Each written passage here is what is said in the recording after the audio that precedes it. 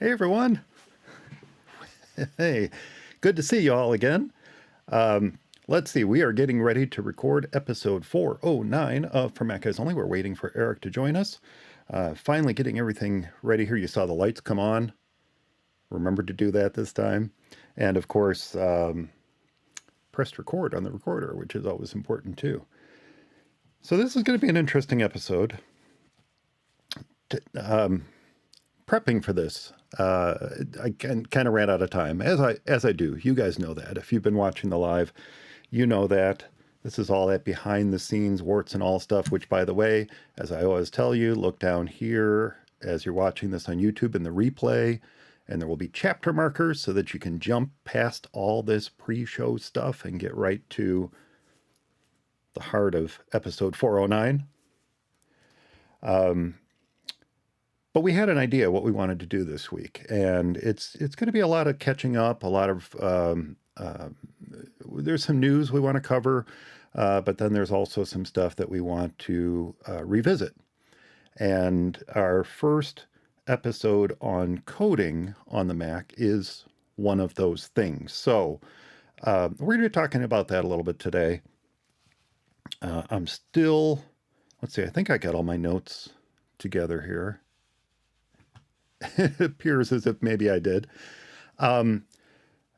Still a little bit of prep to go before we start recording the show. And as I said, we're waiting for Eric to join us. But let's see, what else can I tell you about? Oh, there's changes coming for Macstock this year. A lot of behind the scenes stuff I was working on these past couple weeks to announce these changes. Some of the T's were crossed and the I's dotted just literally like 15 minutes ago. So I'm going to be making those announcements this weekend. Oh, it looks like Eric has joined us. Let me get him into the call here. Are you there, Eric? I am here. Yes. Can you hear me? I can hear you. I see you are appropriately adorned in your For macOS Only recording uniform. Right, exactly.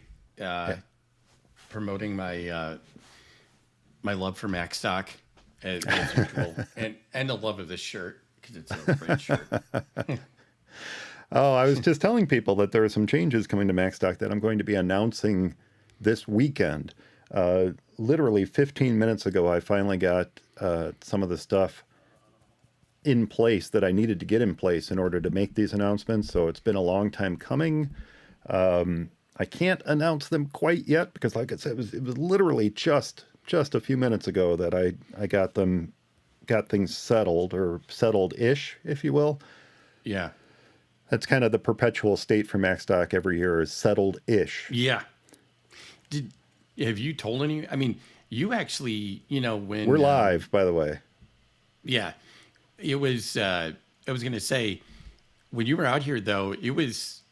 I mean, I think the people don't know how much you go through to bring this, to make this happen. I mean, yeah, it's really amazing, and you kind of. I know I personally kind of feel like, you're only one person, but yet you do all of this stuff. I don't know. I think there are some amazing folks who volunteer every year, and certainly people like Chuck Joyner. Chuck Joyner does his Road to Macstock series every year, in which he promotes the presenters who are going to be on Macstock stage, and he does that out of the kindness of his heart, which is such a generous thing he does every year, and he's been doing that since the beginning. But then we have we have Corky, and we have Wally, and we have all these other folks. My wife and daughter, and just someone named Cindy, who helps out every year at the registration desk, and just an amazing group of people. Even people who've paid to attend, when they get there, they come up to me and say, "How can I help?" So that's amazing. When I refer to the Macstock community, I'm not kidding. This really is a community. Yeah. It's not like a family get together or something, but it definitely is a community feel. We have amazing presentations. There's lots to learn every year, but if not for these wonderful, wonderful people who volunteer as much or as little as they can, it wouldn't happen. Absolutely wouldn't happen. Yeah. But you're right. You're right. There is a lot of stuff that I do, and I'm trying my hardest to offload that where I can. But it doesn't doesn't always work. There's certain things that, unfortunately, at this point in Macstock's life, I just have to do myself. And the things I'm going to be announcing this weekend is one of those things. I mean, I can't ask someone who's volunteering from California to do what I did to make these announcements. So, yeah, it's yeah, there is a lot to do, and there's a lot of stuff I just enjoy doing, like, the shirt you're wearing.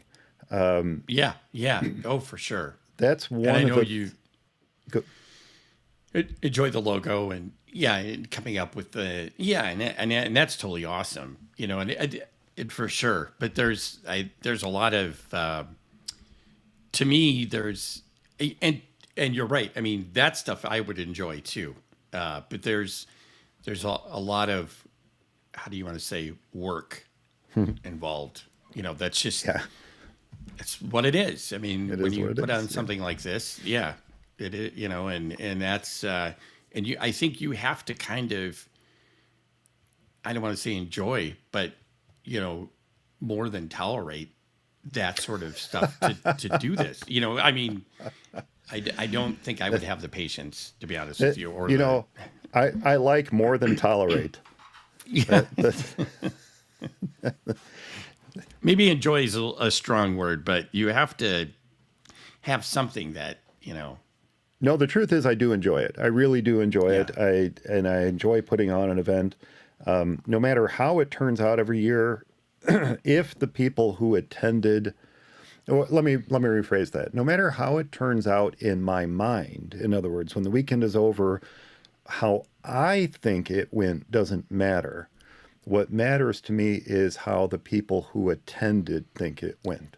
think it went right. If the people who attended had a great time, then I'm happy. Even if I know that something didn't go quite right or quite the way I wanted it to go, and certainly that happens every single year. Oh yeah.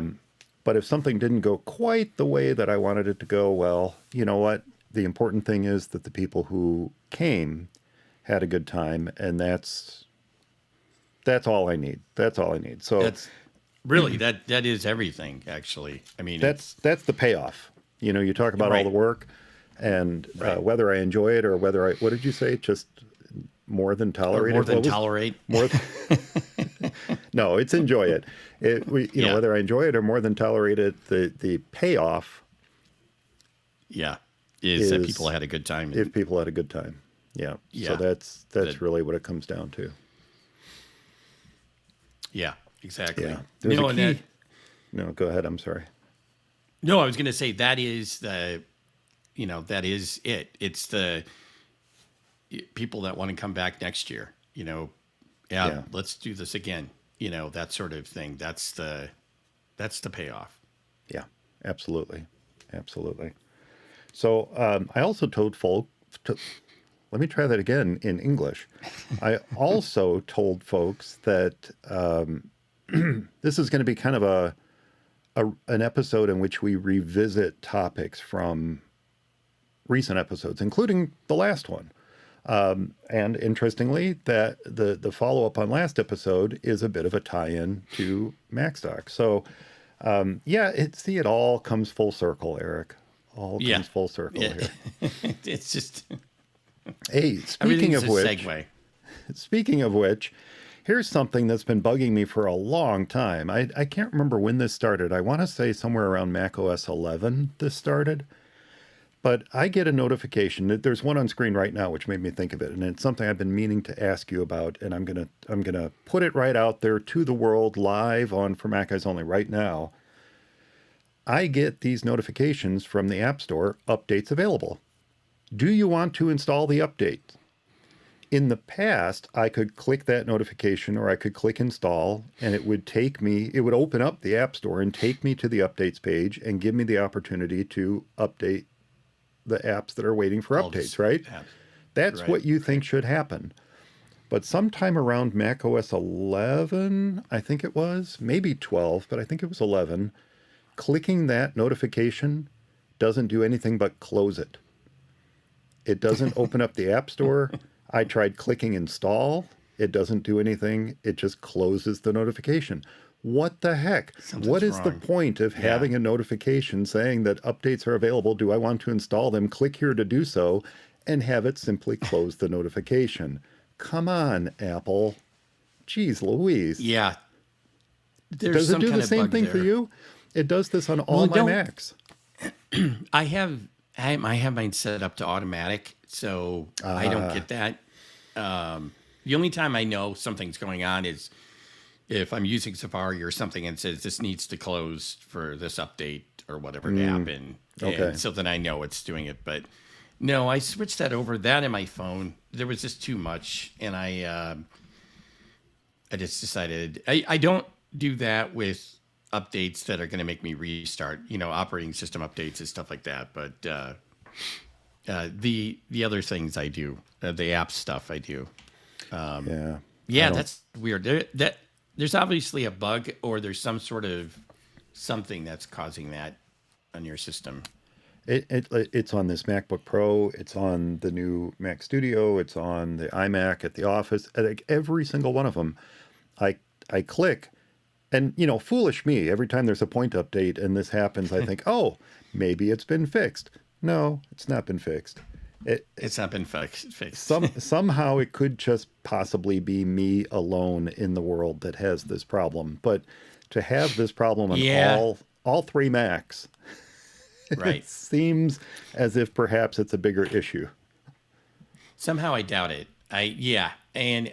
While I'm sure you probably got similar software running on all three Macs, it's probably not exactly the same. It's not something that It's got to be more than just you. I should just turn mine off automatic and see what happens. But yeah, in the past I used to, I want to say it was 10.13. It probably worked. For sure. 10.14, let's see, 10.15. I don't know. In 10.15, I can't remember what the status of that box was. It's been a long time that it's been doing this. But like right now, I have this notification on screen. If I click the install button, nothing happens. It doesn't install them. It doesn't take me to the App Store. It doesn't do anything except close the notification. Close the window. Yeah. So well, bizarre. You know what? And really, that's okay as long as it doesn't come back again. If it just closed the window and you'd probably be like, fine, that's great. I'm really happy. Yeah. It's really happy. But notifications and badges, the red badges, all of those things make me nervous. And so I generally, when those things come out to the side, and I told you the thing that's happening with my notification center, the crash. Well, I don't think it's you did. weird. I've had this problem now with Ventura where normally I had the notification center come on. If I swipe from the right side of my trackpad, it brings out the notification center and I can swipe it back. I've turned that off because when I bring out the notification center one too many times or have it out a few seconds too long and I can't ever figure out what it is, the system freezes up and then essentially reboots. It's not a kernel panic and it's not a full log. It's kind of weird. It's almost like it logs me out or it like reboots from the logout. So it doesn't actually like start all the way from in fact, I don't even think it makes me type in my password. It's just a really weird thing, but it's like the days of old where you're moving the mouse around, but you can't do anything. But you can't do anything? Yeah. Well, yeah. I still have that happen. It happened on my new Mac Studio. It happened a couple times the other day, and I found that I need to. It's almost Windows-like in that I need to reboot it from time to time, and then it works again. So I didn't think that was supposed to happen anymore. You didn't think so? I thought that no. I thought with the preemptive, multitasking and the protected memory and blah blah blah blah blah, that all that stuff, the lockup, forced to restart sort of thing wasn't going to happen. But I guess it's there. You go. I think I said this on an episode a few back where I said it's almost as if Apple has hired a whole bunch of ex-Windows developers and brought them in to work on macOS. Pretty soon we'll have a B-sod show up. Just for fun. Just for fun. We're gonna, I don't know. Everything about Windows 11 is just it really speaks to Apple envy, and yet It does. the thing is, no matter how many times Microsoft has attempted to reproduce the wonderful features of macOS that we love, they screw it up every time. Right. Like, I don't know if that's on purpose. Like, well, let's make it kind of like it, but not close enough that Apple's going to sue us. I mean, is it that? Right. Or Yeah. is it we just want something that kind of looks like it? Look, the Linux distros that mimic the dock and mimic the menu bar and all that kind of stuff do a far better job of doing it than Microsoft has done with Windows 11. So, Well, I don't know. think part of that might be the Linux distros. I mean, they're probably not a. I mean, Apple probably will leave them alone, where Microsoft, they probably would not. They would probably sue them because I know the dock, like the central menu bar and the dock, is something that actually Apple has patented. So they have a patent on both of those things. So Microsoft can't, unless they want to, it's kind of like what was the old thing where, No, you're right. Yeah. was it iTunes? People say, why don't they use the FLAC codec or whatever? And somebody said, because it's thought that even though it's open source, there's actually proprietary code within the FLAC codec. And while other apps and other people can use it because they don't have any money, if Apple put it into their thing, some litigious software developers, lawyers, whatever, would get on there and sue them, and and that's why they came out with the Apple Lawless or ALAC or whatever. And so I think it's probably maybe the same thing with Microsoft and but you're right. No doubt. No doubt. You're right. It's always Apple envy. And you see that so much, here's the question too that I've always had. Why does, and there's got to be a reason, but when you work with the Mac for so long and you're used to looking at the Mac screen and the way that it, not the resolution, but I don't know if it's the anti-aliasing, the way that it displays on screen, the way that the UI displays, and then you go to Windows, it seems like Microsoft can't get the scaling right. Yeah. Yeah. Well, that's true, but it's like really clear, but then it looks kind of almost fake. It's hard to. Next time you use Windows, you'll have to see that. It's just like it doesn't have this natural sort of appearance. I don't know. It's hard to explain. The interesting thing about having moved to Apple Silicon is I've realized how little I actually need to use Windows.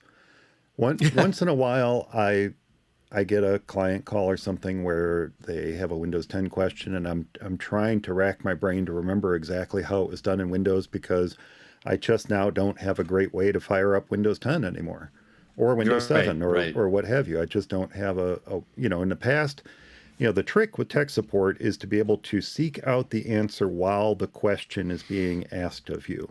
Yes, right. And so if I could fire up a Windows virtual machine while someone is asking how to do something, it's not like the old days where I was using Windows more regularly and I knew this stuff like the back of my hand. Now it's kind of flitted out of my brain. And while I can answer a lot of those questions about the Mac, with Windows, it's getting more difficult because I don't use it anywhere near on a daily basis, let alone a monthly basis. So, that's where virtual machines were really, really handy to me, and especially Windows 7 and Windows 10. I don't give a rat about Windows 11. Right. It's I don't know very many people getting it, and the clients I have that are ordering new machines are ordering those new machines with Windows 10. Is that something? They know that Windows 10 is supported through October 2025. Right. We have 2 years yet to go. Right. So what is the rush to move to Windows 11? What is this rush that Microsoft has to push and push and push people to Windows 11, other than it hasn't exactly been a great success on the uptake? So they're not just doing, they're tricking they're using techniques to trick people into installing Windows 11 for those who Really? can. And then, yeah, and the tricks are, little notifications that pop up and warn people that they're not going to get any new feature updates to Windows 10. They kind of, subtly side whisper, oh yeah, you're going to get security updates, but you're not going to get feature updates. You're not, Right. What feature updates have come to Windows in the last 4 or 5 years that we care about? Right. Right? I mean, maybe a couple things, but good gracious, Right. Microsoft. I mean, who cares? I mean, I'm going to be cares? perfectly fine on Windows 10 for 2 years, 2.5 years. for We have sure. 2.5 Yeah. years before they stop supporting it. And you know what? Last time they threatened all this stuff, the end of Windows 7, guess what? It was extended. Yeah. So, talk about app. Okay, I'm going to get off this in just a second, but we're talking about Apple envy. Windows 10 by itself is the perfect example of Apple envy.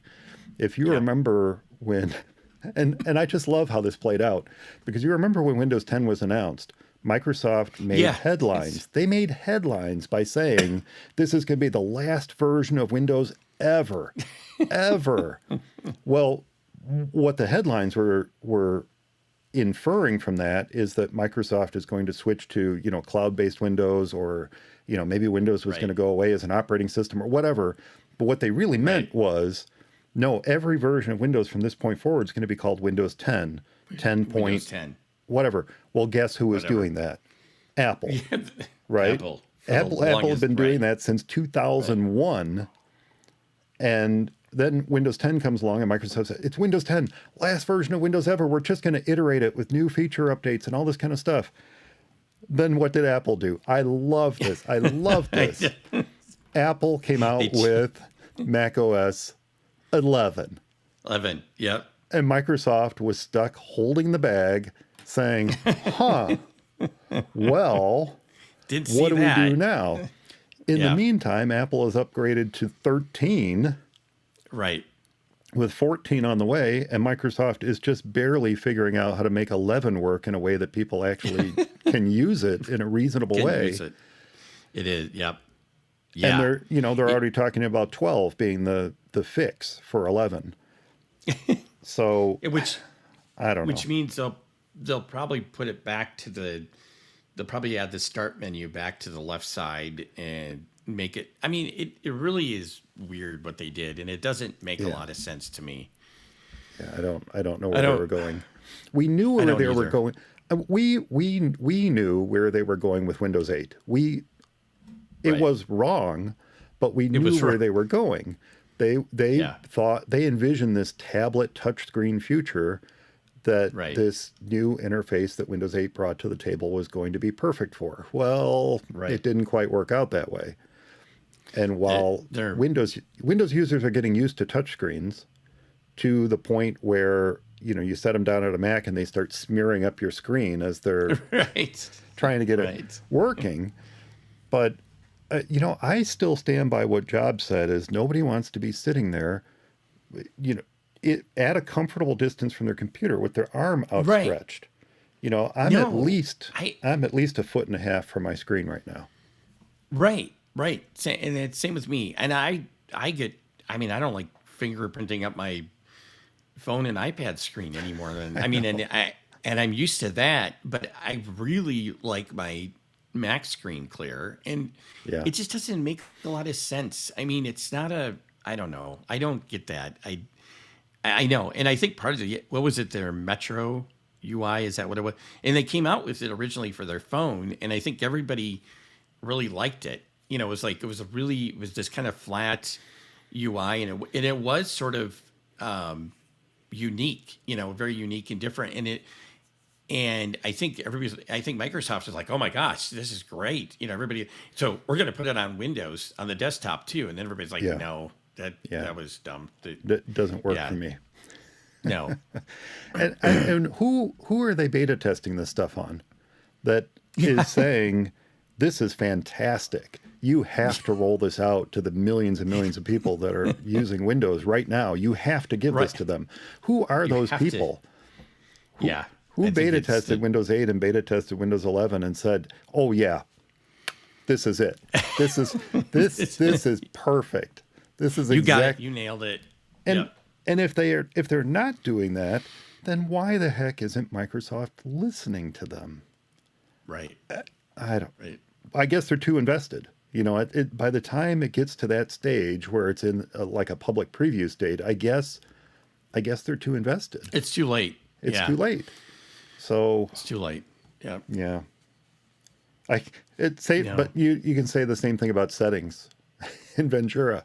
It's like, Oh, right. who was Yeah. testing this and said, "Oh yeah, you nailed it, Apple. This is the way forward on the Mac." Yeah. You know, Well- again, I get it on the phone, I get it on the tablet, but Right. it just doesn't work. If we are saying on the show that every time we use it, we have to do a search to find what we're looking for, what the heck? What the heck? And not only that, but it's slower. It's so much slower Yeah, than it is slower. At least for me. Probably because I got a bunch of crap on the Things machine. take But it's things take more steps than they used to take in the past. yeah. Well, you have to click, but then actually, I have trouble like with the extensions and the whole privacy and security part of it, where you go in there to give something access. It seems like it takes forever for something to load. Where I never had that issue with the old system preferences. I mean, Yeah. the thing is that, and I realized the system preferences, the way that it was, kind of came out of the old control panel Sure. system and everything. Yeah. But it worked, and I mean the reason why they did stuff on the phone the way they did it on the phone is because they had to, or the iPad. Right. It's because it made sense because of the screen space. And yes, there are things that they thought up for the phone and for the mobile computing that have transferred over to the Mac, and it was a good idea, but not everything. I mean, The it's weather app, for just- example. Sure, that works. That works. That's a great thing. Yeah. When it can actually figure out your location, it works. Yeah.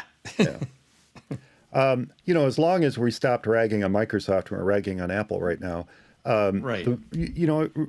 One last thing, and then we should move on to recording the show. So the one thing I've noticed, and this is especially true with Ventura, has to do with the print dialogues. Now, for years and years, one of the things I loved about the Mac is the consistency with the print dialogue. When Yeah. no matter where you printed from, and actually Chrome and other browsers are to blame for part of this because we do so Yeah. much via websites now. Why Right. browsers have decided that we need to use their print dialog boxes instead of the system dialog box, Right. and not give us a way. way to turn that off, Right. is part of the problem. But I was using a native Ventura print dialog box the other day, and I could not for the life of me find the duplexing option, the two-sided print option. I couldn't Yeah. find it. In other print dialog boxes, it's right there. Two-sided printing, boom, turn it on. This one, I'm going up and down and expanding all these stupid, that used to be under a drop-down. Now you have to Right. click the disclosure triangle and figure out where they Yeah. moved it to. It took me, I kid you not, a good minute and a half going through this print Find dialog it. box trying to find the stupid two-sided printing option, to the point where I thought maybe, you go into the printer settings configuration, you have to check a little box to tell it the duplexer is installed. Right. I started thinking maybe the print settings on this computer had that turned off, and it's not even there because I could not for the life of me find it. And yet I knew I yeah. printed two-sided from other applications. So there's something, that print dialog box just drives me crazy because it's this big long thing now instead of a drop down. And Right. you have to scroll up and down to try to find just simple settings like the paper type or where you're feeding from or whatever. And again, it works on iOS. It just does not work on the Mac. You have the screen Yeah. real estate to do it with the Mac. Why not do it? What was the point in changing this? Right. I'm done. Right. Yeah. I'm done ragging on that. No, We talked it's- about that before. It's just one of those things that just annoys really me. annoying. and it happened to come up yesterday, so I figured I'd just Yeah. keep. You're not the only one that's annoyed by it. Yeah. Yeah. I hate that. Yeah. And the thing is, it is one of those things where I think it's a change just for the sake of change rather than an actual improvement or a reason to change. They're really, and I'm not just trying to be this old fuddy-duddy, like there's no reason, it's when there's really not, I mean, when there really isn't Yeah. a reason, and if there is some sort of, we're in the in-between stage of something that's going to be really great, okay, fine, tell us that. But, otherwise, I feel as if maybe, and again, this goes back to our coding conversation and my lack of knowledge in this area, but something in my gut is telling me that this is a consolidation of efforts move. That in an Yeah. effort to save money, Apple is Yeah. taking advantage of this technology that they created, which is wonderful. That allows for development, one-time development to run on iOS and macOS and all that. I get that, and I can't remember the term for it right Catalyst. now. Catalyst. That's wonderful, but I feel as if this is an effort to utilize Catalyst, if that's what we're talking about. And again, I'm ignorant on that. To write code once and deploy it across platforms, and it Right. does feel very much like an iOS print dialog box, and cool, I get that, but you know what? In some ways, the print dialog on the phone is better than what we Yeah. have with Ventura right now. Right. Right. Yeah, so I don't know. I don't know what it is. Yeah. I don't either. I don't. Speaking out my Yeah. ear. And and I was going to say the other thing is too, the reason why the settings thing, I mean, there is a ton of settings on iOS for sure, but there's even more on the Mac. And a big part of it is the whole security thing because of the security measures Apple's taken, and rightly so on the Mac to try to stave off, problems and, obviously security holes. But where on the phone, it doesn't have that because it doesn't allow the sort of things that the Mac allows. And Yeah. so, and I'm happy to do it on the Mac, go through this accessibility thing because I want to be able to do the things that I want to do on the Mac and I want to have things work, so I'm glad that, but I just think that the way that they've implemented this with the settings pane is, ugh. Well, the security toggles and all that is a conversation perhaps for another day, because that drives me nuts too. I am a proponent of the idea that a personal computer is meant to be just that. It's meant to be something that the person who's using it can modify and make work the way that they need and want it to work. And Right. it seems as if more of that control is being taken away from us. Granted, those switches are still there to allow us to regain that control, but some things just are over the top. And It would be nice if they would just have one big master switch or like a few master switches that kind of said what level computer user you are and what you wanted to cede control of or have control, so that you could just say, I don't care if whatever, I want to know if an app is installing. I want to know, I want to type in my password for that, that sort of stuff. But, as far as screen recording versus accessibility versus, Exactly. whatever, yeah, I want to have it. I want to be able to use that app for what it was intended, and I don't know. It's, yeah. yeah. I think, Yeah, I mean, that's- I think if Apple's going through the point of signing, developers signing and everything, and I realize that's not perfect either, but, it's either from the App Store or it's being signed. I think that should be enough, that, I don't know. That would and sound again, nefarious. conversation for another day, but I'm a proponent of side loading on iOS. I think it's a great idea. I think Yeah. that end users should be allowed to side load. Now, that should not be on by default. It's Right. not It's Right. not on by default on Android, by the way. No matter what some people say, it's not on by default. You have to seek out that setting and turn it on. And in order to seek it Right. out and turn it on, you have to have a certain understanding for what that means to you as a user. Right. And Exactly. if Apple wants to go, I'm even okay. I'm okay with Apple going so far as to say, look, if you enable sideloading, all support is off. You Right. Right. we'll be able to detect that you turned it on. You can't call us for help if something goes wrong. If your phone Right. melts into a giant pile of aluminum and glass goo, that's not Right. our problem. That's not our Cool. problem. Cool. Cool. Yep. I'm Nope. fine with that.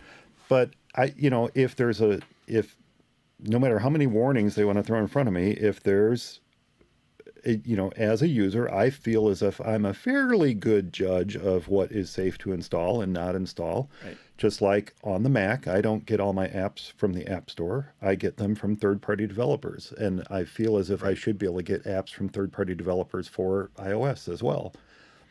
Right. But again, I realize that's a controversial statement. I realize what that might mean for the security of a typical end user. But then again, a typical end user should not be enabling this. Doing that. Right. If Exactly. you are going to enable it, jump through hoops, Yeah. authorize it with your Apple ID username and password, which alerts Apple to the fact that you turned it on. I don't care any of that, but give me the control to do Yeah. it so that I can To me, install apps from you know, third-party developers if I want to. If I trust them, if I make a wrong decision, well then that's on me, right? on your But I, right. I think it should be a that's on the end user type decision, personally. Right. And to me, and I realize too, I guess it's not like it used to be, I mean, everything is interconnected and it's not like this, everybody just is in their own little box and everything. But I mean, if Apple isn't going to allow it, they should have to prove, look, if we turn on side loading, it's not just going to affect one guy. That has the potential to affect multiple people, whatever. And if they could prove that, okay, fine. But I don't think that they can. I think, Yeah, like I you don't know how they said, could. if a person wants to turn it on, and they're going to screw up their own phone, their own like whatever, the battery's life is going to turn to junk, and it's going to whatever the security. Fine, that's on them. And Right. Apple can obviously put, look, you're not going to sue us because your phone turned to crap because you allowed third party software to get on here that isn't appropriate, whatever. But yeah, I think barring that it somehow can affect the multitude of whatever, I think yeah, I'm totally fine with that. And you know I know there's been some good papers written on it, and I haven't really read them, so I guess I can't totally say you know what's good and what isn't. But you know I Yeah. mean, I know there's been stuff written on against sideloading, and I probably should read that so I'm more up on it. But I haven't, so Well, I will say that as a disclaimer. yeah, me too. Me too. And I'm sure that there are, well, I know that there are some good arguments in favor of not enabling it. But they usually come down, from what I've seen, usually come down to breathless arguments for the safety and security and health of the end user and the ramifications for Right. them and their future progeny should they ever turn on sideloading. And it just seems to be a little over the top in some cases. It's the same thing And with if it affects privacy. future progeny, I right? think privacy, the privacy concerns are frankly overblown. I don't care if Well, someone knows my IP address, and yet there are people who just absolutely freak out if there's any hint that someone knows their IP address, which, by the way, typically yeah, that change on a regular basis. So I, it's I just how don't. the internet I works. don't I'm know why. sorry. It's just how the Yeah, internet I works. don't. Well, it's like saying somebody knows your phone number. Yeah, I mean, it's like it's going to happen if you have a phone. You know, somebody's going to be able to figure out your phone number, even if it's unlisted. It's not a, yeah, I don't really care about that either. I don't want them knowing all about my life, you know, because of whatever. But yeah, I don't care if they know about my IP address. And speaking of which, it's amazing to me. I know that I always check the logs to see who's trying to log into my DiskStation. I have a Synology DiskStation for the web, and it used to be you get these admin username, admin, whatever, and then people would, I have it set up to I think 10 login attempts within 2 minutes. You get blocked forever, the IP address. So it's amazing now. I've seen this now where, and I'm sure they're using like a VPN or something, but there was like nearly 8,000 login attempts from I don't know what time to what time. And all these different usernames, Jan, Jessica, Tim, whatever, and it failed due to username password failure authorization, and so I basically exported the logs, brought them into a spreadsheet, and delimited the brackets or whatever that they had around the IP address, and it was 670 some IP addresses that they used, that they basically rotated around and did these almost 8,000 login attempts. So then I just imported those into them and blocked those. So I haven't looked at recently, but it's just like, and you're like, why? I don't know what they're using for a password. And the funny thing too was none of the usernames were my name. So it was really easy to, exclude me, so, but it's like, you just why Yeah, combinations of the default admin login username and common passwords, probably like monkey123 or just monkey. Why is monkey always on the top 10 list of overused passwords? Why? I mean, I get 123456, I get QWERTY, I get those, but why monkey? Why? Yeah. What is it that goes through the minds of people who pick these most commonly used and known passwords? Why is monkey always on that list? I don't get it. I don't get it. I don't understand. Same thing with going through website logs, by the way. The websites I monitor, typically I set them up in such a way that any invalid username is immediately blocked. So they don't even get a chance to try it a second time. If they type in any invalid username, they're immediately blocked. That's the typical. Now that can't be set up on e-commerce stores and stuff, but then you can take other steps to block against brute force attacks. But yeah, it's interesting to see the IP ranges and where the attacks are coming from. And then even if you block certain countries that are known for sending out mass attacks against websites, they just use VPNs to come around and appear to be from another country. And then you can see it's the same people based on the type of attack that they're carrying out. So Right. And that's what this was. I mean, and it obviously was a VPN because the countries were all over the place. I mean, it was, and so obviously they were just using, some sort of VPN to get around it. And it's interesting to see. And I'm always like, what's the end goal here? That you find some idiot using monkey for a password, and I guess that's what it is. Now, did you say Synology or QNAP or Synology? Yeah, Synology DiskStation. Yeah. Firmware-based devices that are facing the public internet, and that includes personal routers. When you don't keep that firmware up to date, there's so many known flaws discovered all the time. Right. You think it's bad with operating systems. It's really bad with firmware-based stuff, and it's especially bad because these companies decide at a certain point to stop supporting them, and then those firmware updates no longer come, and now you've got thousands, if not millions, of devices out there that just aren't protected any longer.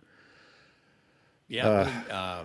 Who got hammered for that? Was it D-Link or some sort of thing? I Trying can't to remember. remember, but So now at least with the Synology and QNAP DiskStation, are Synology's better, in my opinion. Synology's better at yeah, getting their stuff up to date and keeping older hardware up to date.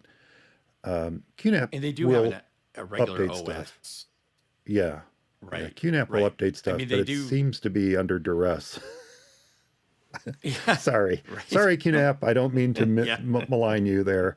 But yeah, the Synology Well, updates seem to come a little more frequently and with urgency.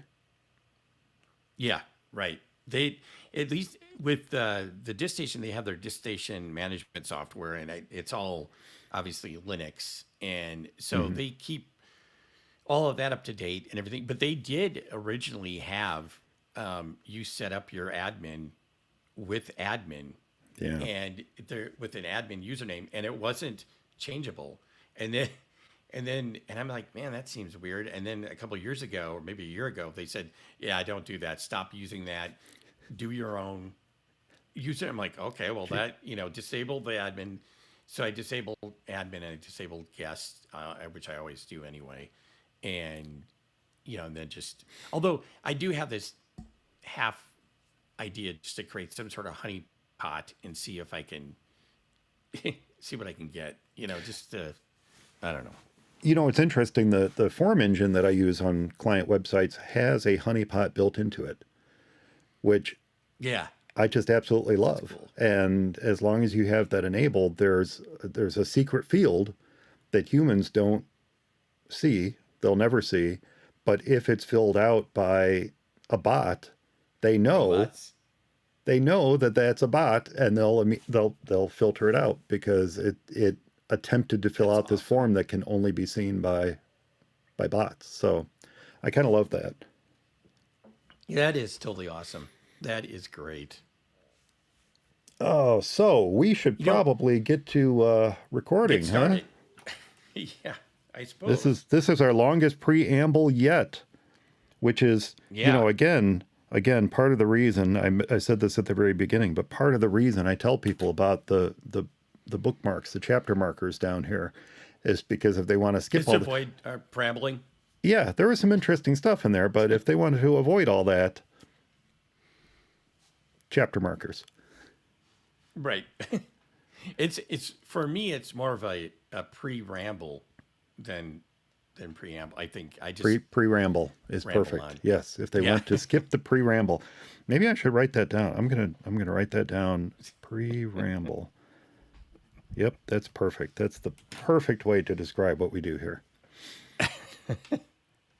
Oh, okay. So let's get started then.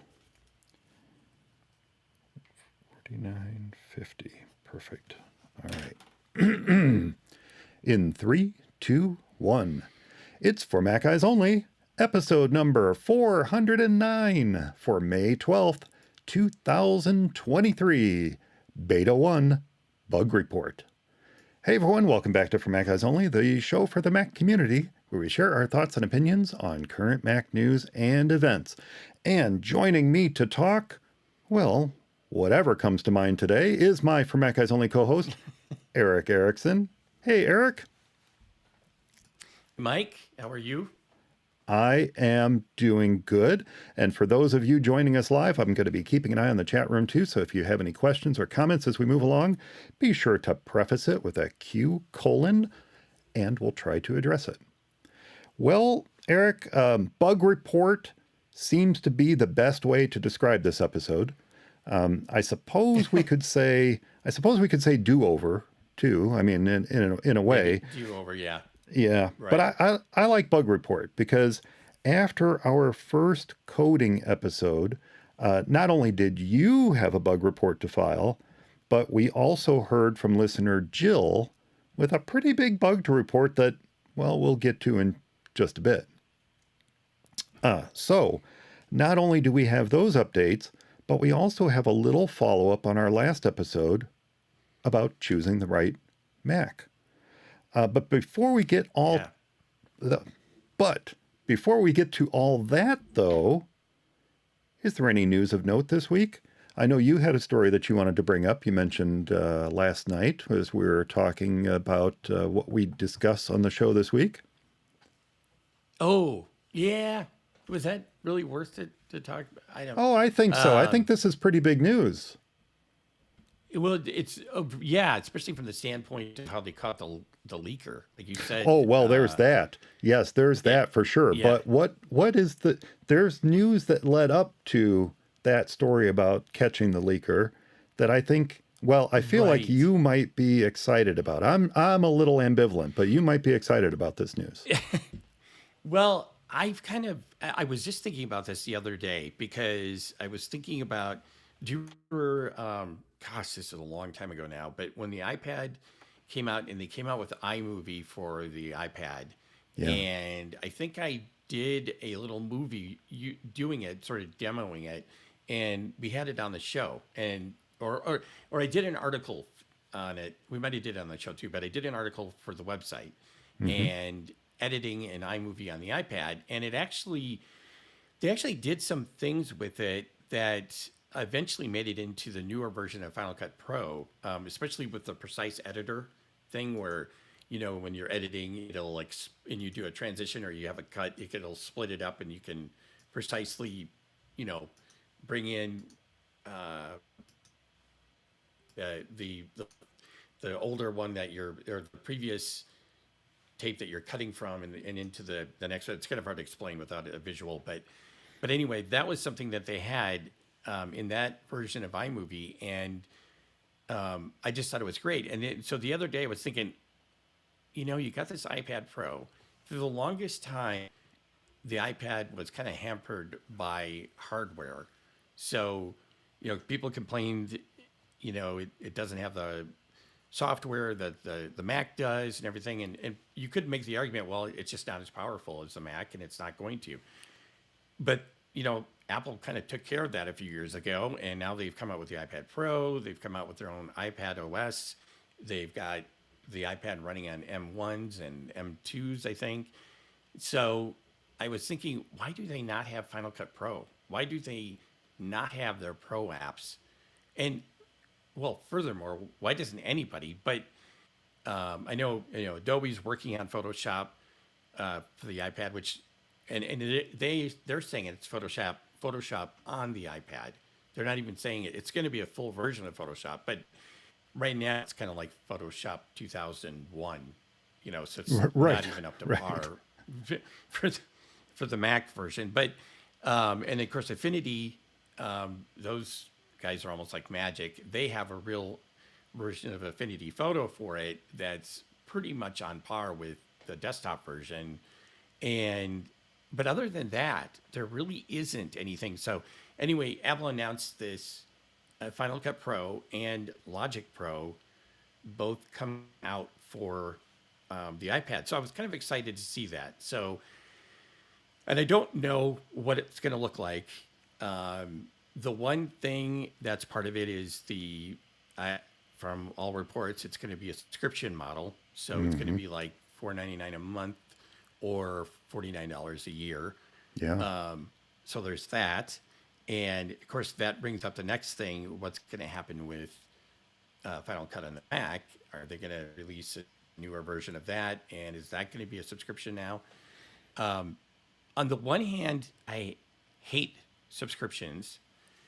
On the other hand, I feel like if it keeps Apple pushing the applications forward and makes them come out with some serious updates and serious feature, awesome features and everything like that, then to me that would be worth it. Not that Final Cut hasn't been great and that they haven't, but they also kind of started from behind the curve with Final Cut, and it got a bunch of bad reviews when it was first released, Final and Cut, they 10, had to bring it up the to new speed. Final Cut, you mean?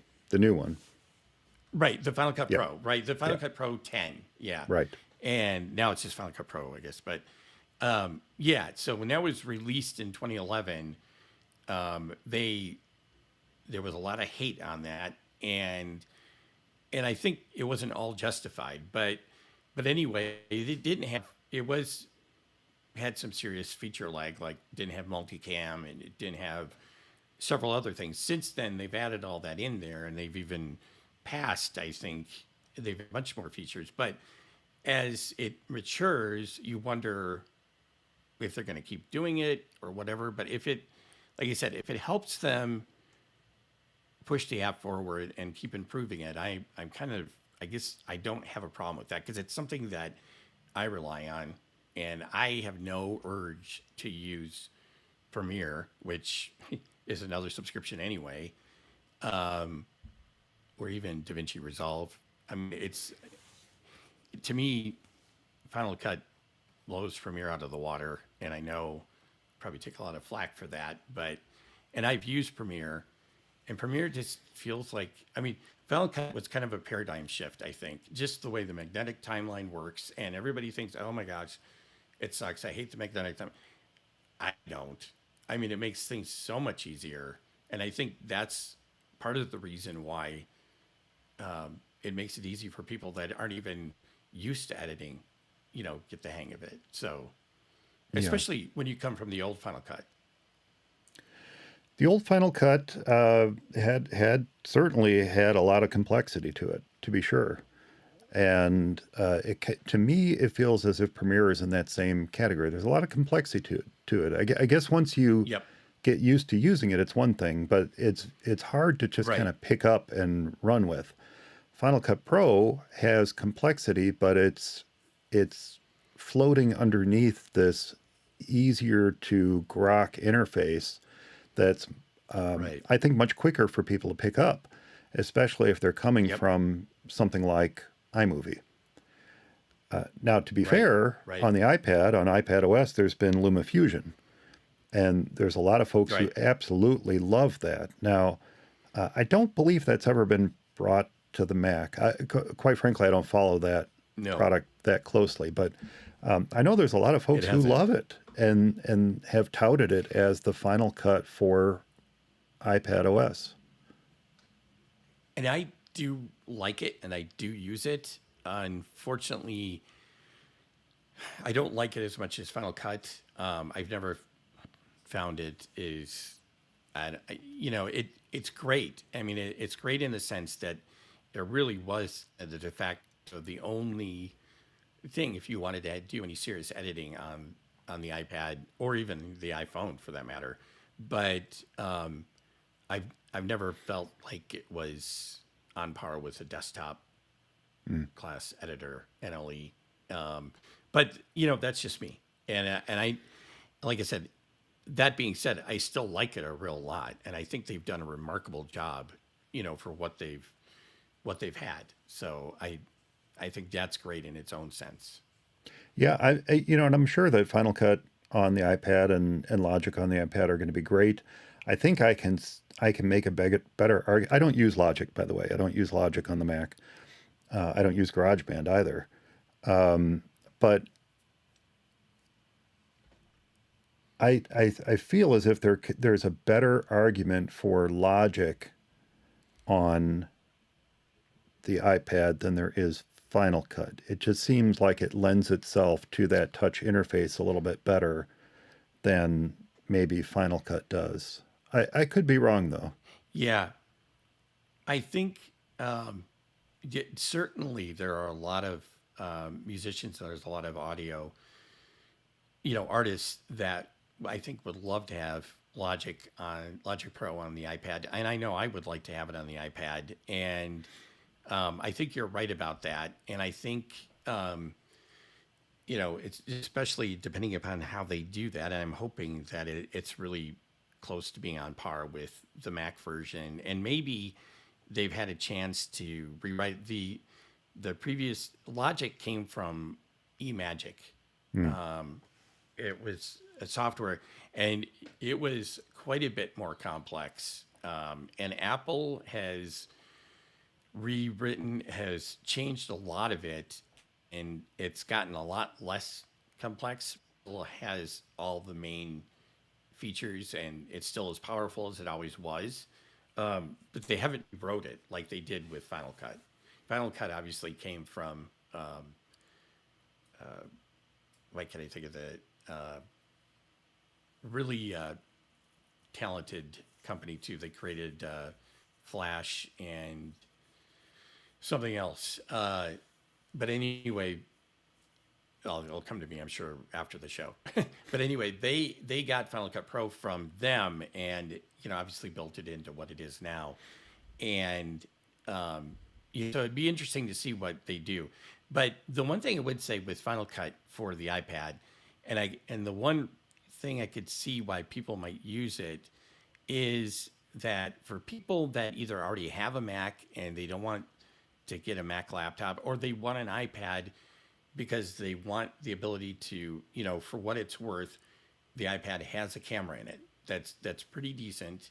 It's not the iPhone, but if they want a second camera, and as much as I think, oh, that's stupid to shoot, serious film on an iPhone or try to do, people do it all It's the done. time. Yeah. And it looks good, and so if you've got, an iPad as a second camera, or you dump all of your stuff to the iPad and you start doing preliminary edits on it and then shuttle it over to the Mac later on. I mean, I could definitely see the reason behind having Final Cut on it. And again, it would have to be, I'd have to see how it looks and how it works. If it's like has a third of the features of the Mac version and it doesn't really, do everything, then yeah, it's maybe not worth it. But if it's pretty much on par, then that would be great. Well, I guess the world is going to find out May 23rd. And we're going to find out, how much people accept the idea of it being a subscription, whether it be $4.99 a month or $49 a year, and I think that is most likely what's going to be the determining factor for Apple on moving forward with Final Cut. Final Cut is what, $2.99, I think is the regular price on it. And if Apple sees a huge uptake on people paying $49 a year for Final Cut on the iPad, I don't think they'll hesitate for a moment to switch Final Cut on the Mac over to a subscription model. The only thing that might hold them back is the reaction from those professional Mac users who rely upon Final Cut. I feel as if the vast majority of them, if they're using it in a professional standpoint, and this is the argument for the Adobe Creative Suite too, by the way, in a professional environment, that's a write-off. It's something that they'll pay that $300 a year to Adobe or $50 a year to Apple, which, by the way, doesn't include compressor. It doesn't include, any of the other things that we purchase separately anyway. And maybe a subscription for the Mac would include all that. I don't know, but and it probably would be $100 a year. Quite frankly, I would be surprised if it's $50 a year. Or if Apple comes up with a subscription that covers all platforms in one, maybe that's what they would do. Yeah. But kind of like, personally, I would rather see Apple come out with a next generation Final Cut for the Mac and offer it as an upgrade. Or just say, look, it's been over 10 years since you paid for this version. You want this new improved version, you're going to have to pay again.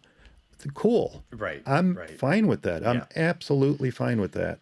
I don't know if I could absorb $100 a year for Final Cut, though. I just don't use it enough. I enjoy using it. It's my go-to when I want to edit video. I so much enjoy using it over iMovie for sure. But I don't know if I could justify $100 a year for it. I would probably, with me, I would have to swallow it and do it because I'm using it all the time. So like I said, there's nothing that I just don't. I mean, like I said, Premiere, I'm on the same boat, even though I do already have a subscription to Adobe stuff. But it's like I don't see anything else that I could use that would be worth it. That I would feel like, could go quicker. And I have too much other money and time invested into Final Cut, whether Yeah. it be into other plugins or just the setup that I have with it to make things easier. It's I have like entire clips and titling and effects and all transition, all that stuff. Like I have an app called Pastebot, which is a clipboard history thing, Mm-hmm. but it's a little bit more of a clipboard history thing than that. You can organize clips and store them.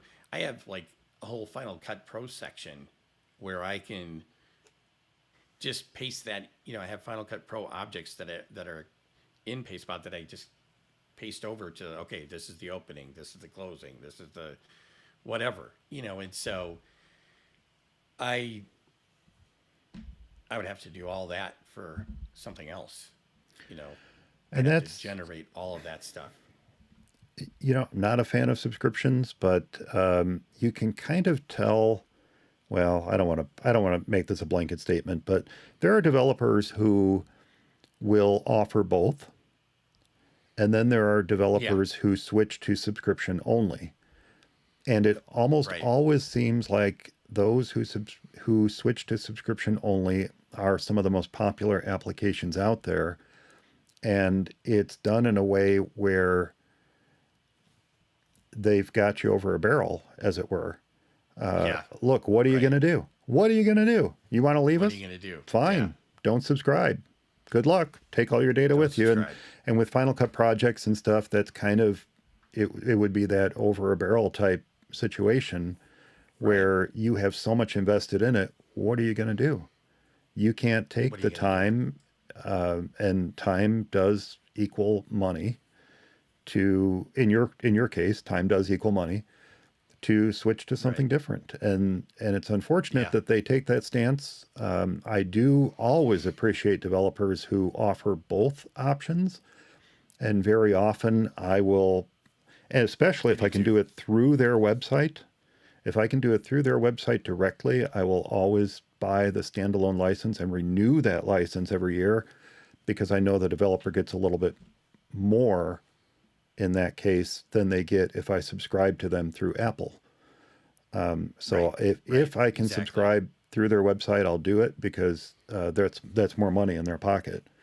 But Right. yeah, it'll be interesting to see how people take to this. It may be a quick Yeah. uptake as everyone wants to see how it works, but what are the long term?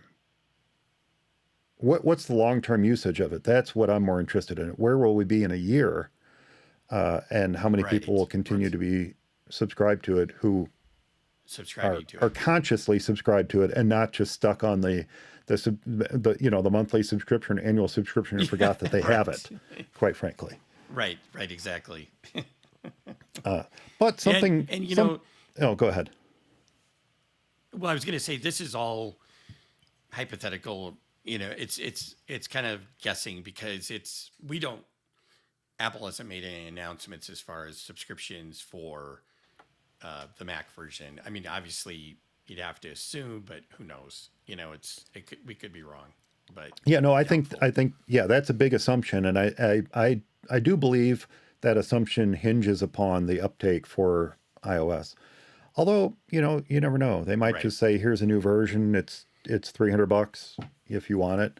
I don't anticipate what Right. I'm using will stop working.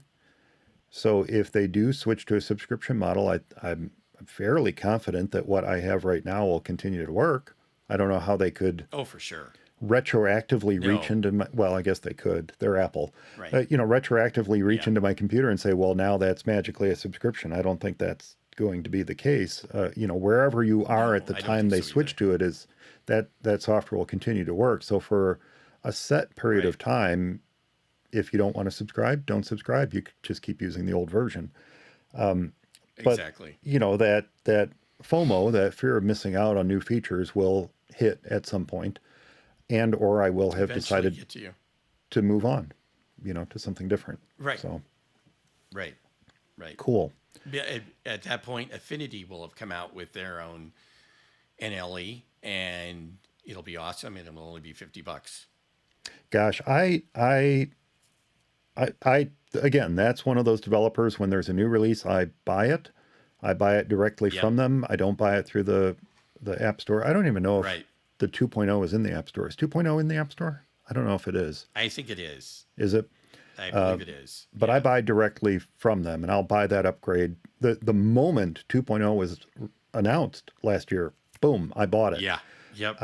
And it's because I want And to they had a support. deal. It was a deal. It was a deal, admittedly. Yeah. Yep. But I want to support their efforts because they just do an amazing job with all three apps, Publisher, Photo, and Designer. Just doing an absolutely incredible job with all three of them. And I want to make sure that they get the support that they deserve. And you know what? Same thing with Pixelmator Pro. Same thing with Acorn. Same thing with, who else am I missing? All these amazing developers who are doing stuff that only their app can do. And Pixelmator Pro is one of those. When you pointed me to this, the background removal in Pixelmator Pro is amazing, absolutely amazing. I didn't realize how good it was until you pointed it out to me. And now when I need a background removed, yes, I prefer the interface on Affinity Photo, and I prefer to work in Affinity Photo, but I'll remove the background in Pixelmator Pro and then bring that over to Affinity and continue working on it from there. Well, even to their machine learning, their enhancement to up res a photo or whatever. I mean, Pixelmator was the first one that I had used where you want to resize a photo to something bigger, and it actually looks the same. Yeah. I mean, there's obviously, limits, but it's like, oh my gosh, this is amazing. And I still try it in Photoshop every now and then just to see, and it can't do it. I mean, even shrinking photos, which generally is easier, it still looks better. And it's like, oh my gosh, And the other thing, Pixelmator is fast. It's amazingly fast. It's I mean, I never thought that day would come where, these applications start kind of pushing past Adobe Photoshop and something. I mean, Photoshop is still the most complete thing, and obviously has the most support and whatever. But I mean, even for Affinity Photo, for them to allow Adobe Photoshop plugins to work is kind of amazing. Totally amazing. Insane. Yeah. And many of them do work really, really well. Yeah. Really well. Yeah. They must have some really amazing whiz-bang developers in there. I don't know. Yeah. You wonder how some people can create this incredible app for $50 and other ones it's 3 times as much and it doesn't do nearly as much. It's just like how software is weird. Software is weird. So now, interesting thing, you hinted at this, interesting thing that came out of this whole story about Final Cut Pro and Logic on the iPad is that Apple caught a leaker through all this. So apparently there's a leaker, and I don't know that it really matters at this point, mentioning the name or not mentioning the name. It's been in all the news stories. The leaker's name was Analyst 941. Well, it turns out that this has been a very active, very accurate leaker for quite some time. Well, it turns out that there's a reason for that. That apparently this leaker's sister was working deep within the bowels of Apple's secret development labs and spilling the beans, as it were. And this is how they got out the word about Dynamic Island and a few other rumors that proved to be accurate when the products actually hit market. Well, this was one of those situations where Apple put on their spy hat and did a little subterfuge and leaked information, got information into the hands. And I don't know if I don't know how they do this. If they get it into the hands of different people within a development circle and just see, where this particular information ends up coming from. or if they yeah, knew, and they handed this particular person, or they suspected. they Suspected. suspected, Yeah. yeah, not knew, but Yeah. suspected, handed this person information and then waited to see what happened. You know, Yeah. I would think that they would kind of A/B test. You know, A/B testing is a term Right. Right. in web development and in programming where you come up with two different versions and get it into the hands of two different groups of people and see who Right. prefers one over the other. You know, like, are they somehow A/B testing their leaks and giving real information to some people and fake information to another group and fake information to another group and, you know, slowly whittling it down? I don't know. I don't know. But it Yeah. turns out that the information that Analyst 941 leaked about Final Cut Pro and Logic coming to the iPad was incorrect. That they were saying that Final Cut was going to come in 2024 and Logic was going to come in 2025. And guess what? It's all coming this month on May 23rd. Yeah. So, Sorry. boom, they caught him. Apparently, it's someone who worked like in the team with Craig Federighi.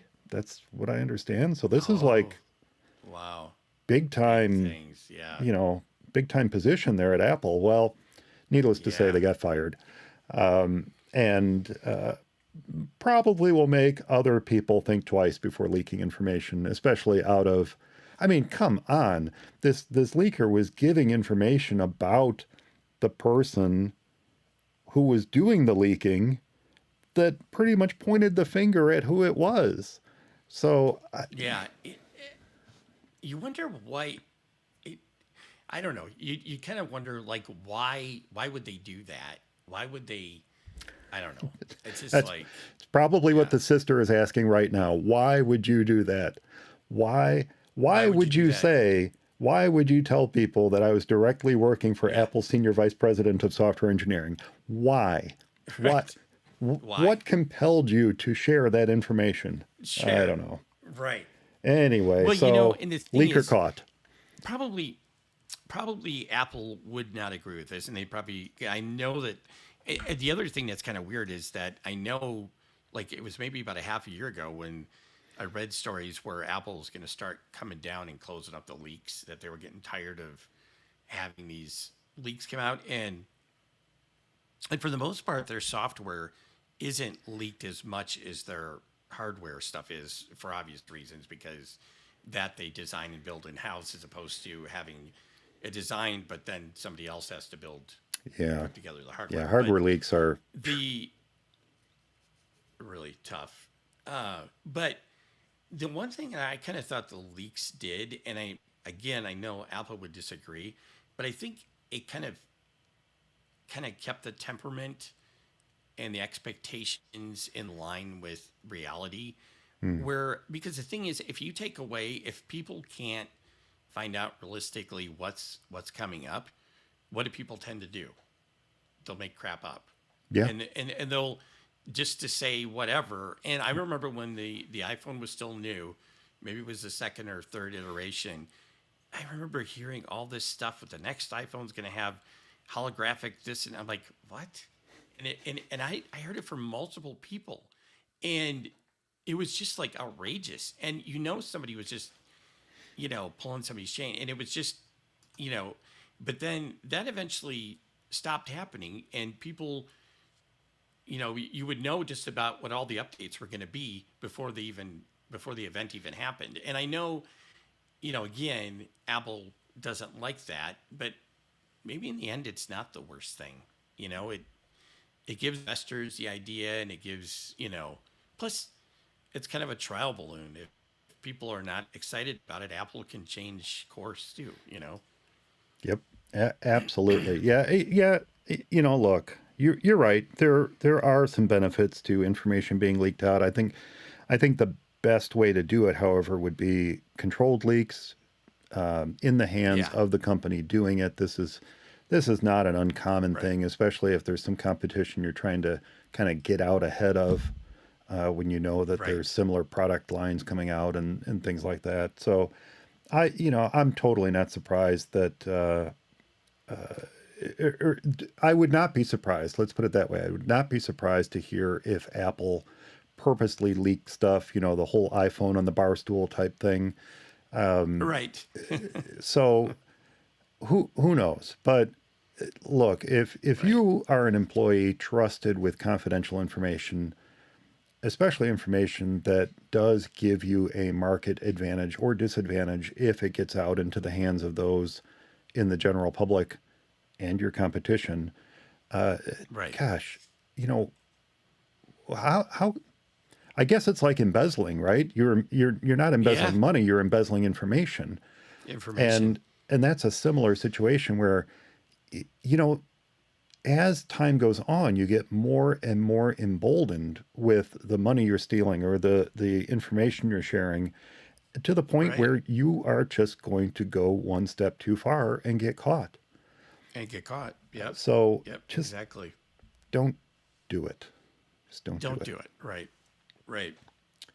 Little No, bit of just news. don't.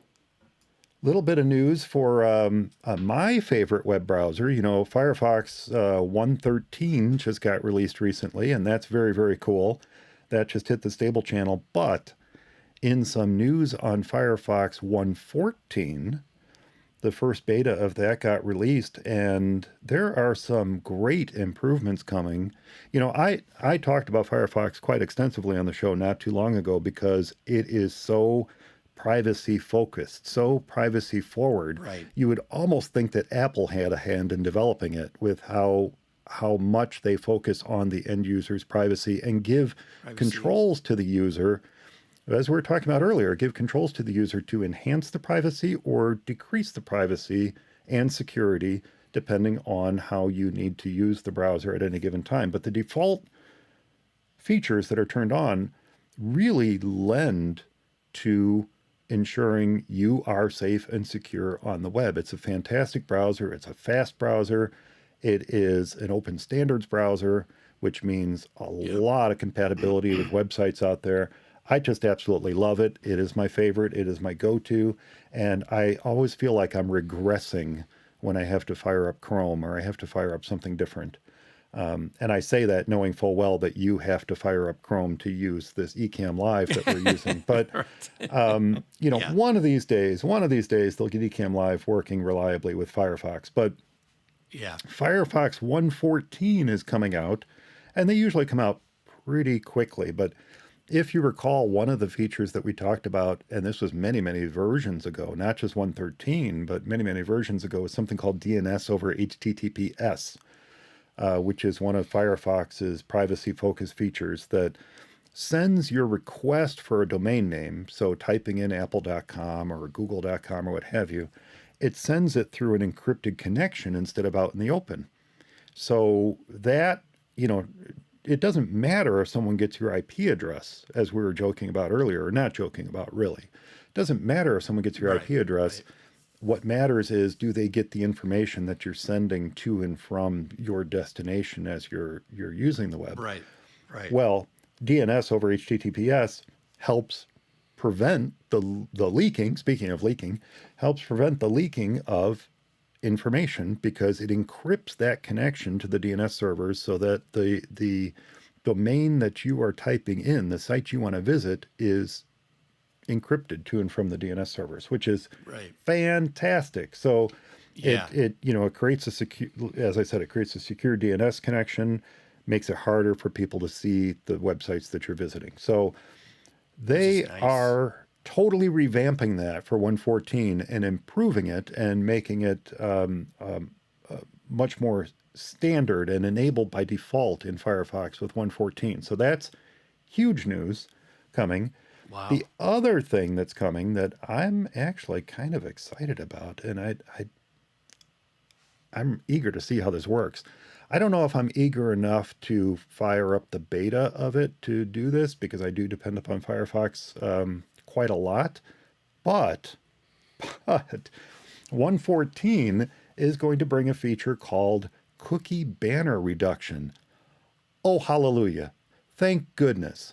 I am so tired of Oh cookie yeah. banners. Yes. I'm I know. so In fact, I got a plug-in for that. Oh. I am so tired of the over-the-top concern about cookies. Third-party tracking cookies are one thing, but a Yeah. a website that you're visiting, that you are interacting with, that you need to log into, or look, the fact of the matter is it needs to set a cookie.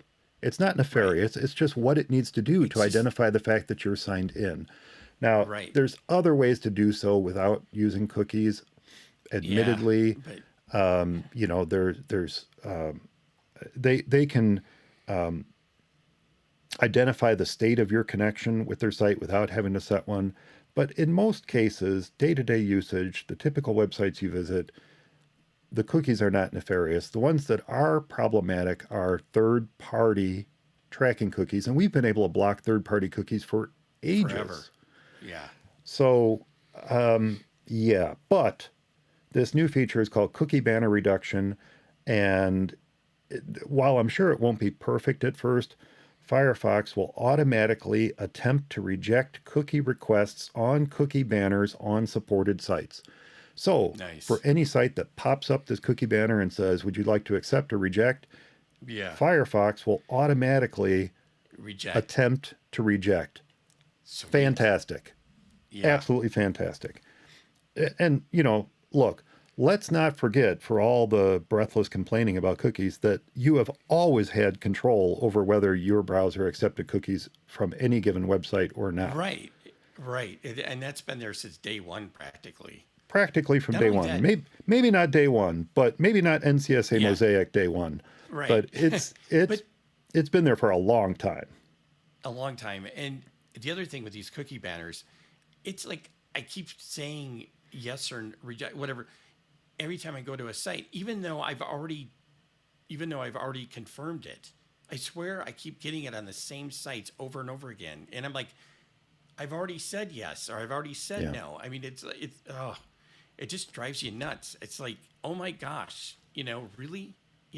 You know, and by the way, I'm pretty sure I mentioned this on the show before, but if you want a super quick way to not be concerned about, oops, we lost Eric. All right, let's see if we can get him back. Now, did we lose Eric because I lost internet? No, I seem to still be going out live.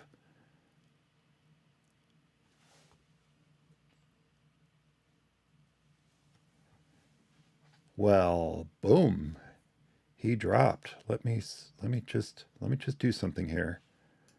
Let me just see if I can. Yeah, no, I'm still, speaking of cookies, I'm still pulling up websites. I'm still getting ads. I'm still getting all that stuff. So it does not appear to be an issue on my end. It does look like I'm still connected to YouTube. So the issue appears to be Eric. Let me see. I'm going to send him a quick text.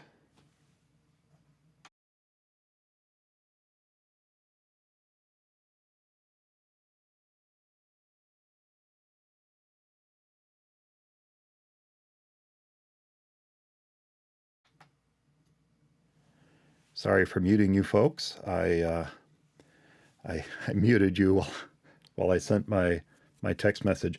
You know, I like to use the dictation feature of the keyboard on iOS. So I didn't think you necessarily wanted to hear me dictating a message to Eric, but I just sent him a message asking if he dropped internet and if he's able to reconnect. And then we'll continue with that discussion on Firefox. So, yeah, it was sometime around, let me just take a note here, sometime around 1:27, it looks like. Okay. Drop.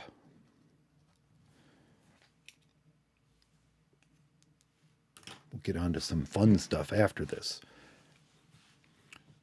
At the moment, I'm just gonna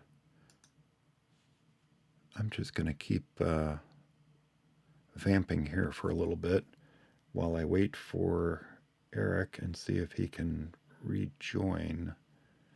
Not sure what happened there. He just all of a sudden he was just gone.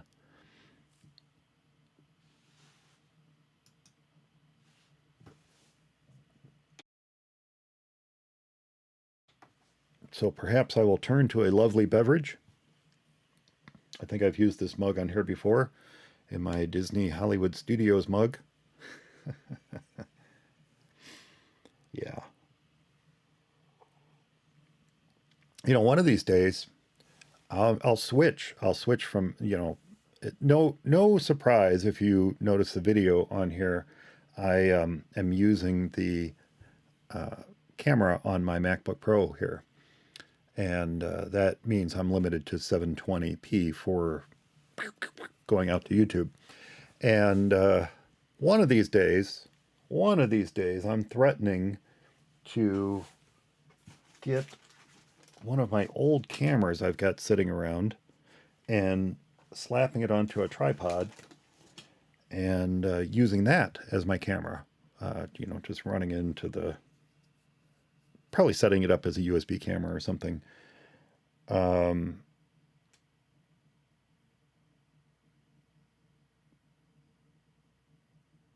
Okay, so we have confirmation that Eric's internet went down. Well, that explains why he just went dark. Not using Comcast. No, I have access to Comcast internet at the office by way of my landlord, and it's been fine. It's gone down a couple times since I've been using it, but honestly, it's not gone down anywhere near as much as my AT&T DSL did. That went down far more frequently, and I think that was because it was much more susceptible to rain and other outside influences on the wires, the above ground wires, where my office is. Not this office, but where my office is in a community with a lot of above ground wiring, electrical, phone, everything's above ground. And since DSL comes in over copper, I think that tended to be affected far more frequently than cable, which tends to be underground. Now, that said, cable is also above ground in the same community, coming off the same poles as copper and electric and what have you, copper phone and electric. But it's also sheathed better. The construction of the cables is better than it is the old phone copper wiring. And then that's not even to talk about the old copper wiring that's actually in the building. So no matter what they do with the wiring outside the building, once you get inside the building, where the building I'm in was built in 1905, we've got some pretty old wiring in that building, probably going back to I don't know, I'd guess probably the 20s or 30s or 40s, something like that. So that does lend itself to issues. So cable's been a little bit more reliable in that community. Here, everything's underground. So here, in fact, we even have fiber underground, but it's dark. It's never been lit up in 20 plus years, 24 years, I think we've been here. The fiber has never been lit up. It's silly. It's so silly. They put it in 1998 when they built this community, but have never lit it up. It's nuts. I really wish they would. It would make internet a no-brainer. But there you go. So let's see. Eric was going to attempt to connect with his phone, but we don't know what that will do. So I shall continue to vamp here for a while. Or not. Or just stare and see if I get updates from the computer.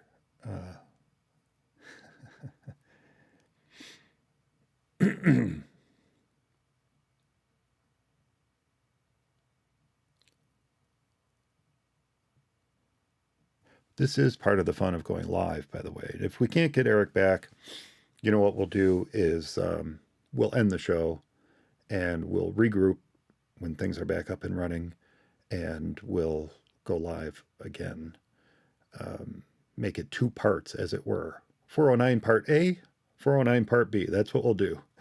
But right at the moment, we're checking to see if we can get him back up and running. and we'll go from there.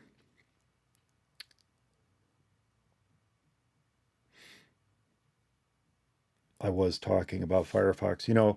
If you have not tried it, or if you've not tried it in a really, really long time, go to getfirefox.com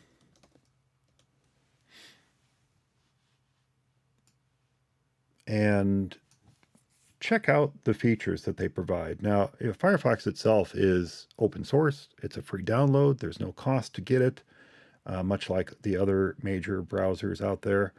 But take a look at what Firefox does to help ensure your safety online.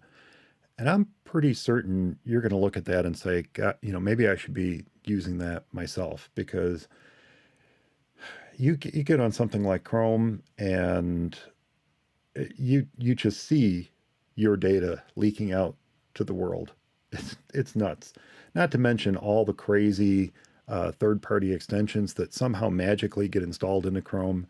I see this on Windows. I don't see it on the Mac so much, but on Windows, I'm always seeing third-party extensions, almost always from the same developers, getting installed on folks' Windows machines by way of Chrome. It's all just adware. It's all just junk. And I don't know if it's Windows that's allowing it through, if it's Chrome that's allowing it through, but it's really one of the most unsafe browsers out there, in my opinion. Now, 1.13, I mentioned, had some pretty big updates to it. The biggest being the way that picture in picture. I guess you'd call it picture in picture. If you're watching a video on YouTube, or you're watching a video on some other website, you get the little box where you can click the box and reduce it down to a window in the corner of your screen or what have you. They updated that with Firefox 1.13 to add more controls to that little window, so that when it comes time to do things like go back 10 or 15 seconds or what have you on YouTube, you can do it from that little pop-out window rather than having to go back to the original YouTube page or whatever page you're watching the video on and adjusting the controls from there. So while that's not going to work with every single website and every single video player that's out there, it is something that they've added to 1.13 and really is. I've had a chance to test it. It works so much better. They've also added the ability to edit PDFs directly within the browser. We can fire up Preview. We can fire up PDF Pen, which is unfortunately a dead product now. It's been bought out by someone else, and they've changed the name on it and changed to a subscription model. And it's in from my point of view, not a product I'm going to continue using. I really love the work that Smile Software did on it. Not a big fan of how the new company is treating it. But anyway, we have tools to do that on the Mac, but Windows users don't necessarily have tools to do this. So being able to edit PDFs directly within the browser is great. They've also enhanced their total cookie protection, talking about cookies, enhanced that. And they've also enhanced or added this feature called Firefox View. I don't use this very much myself.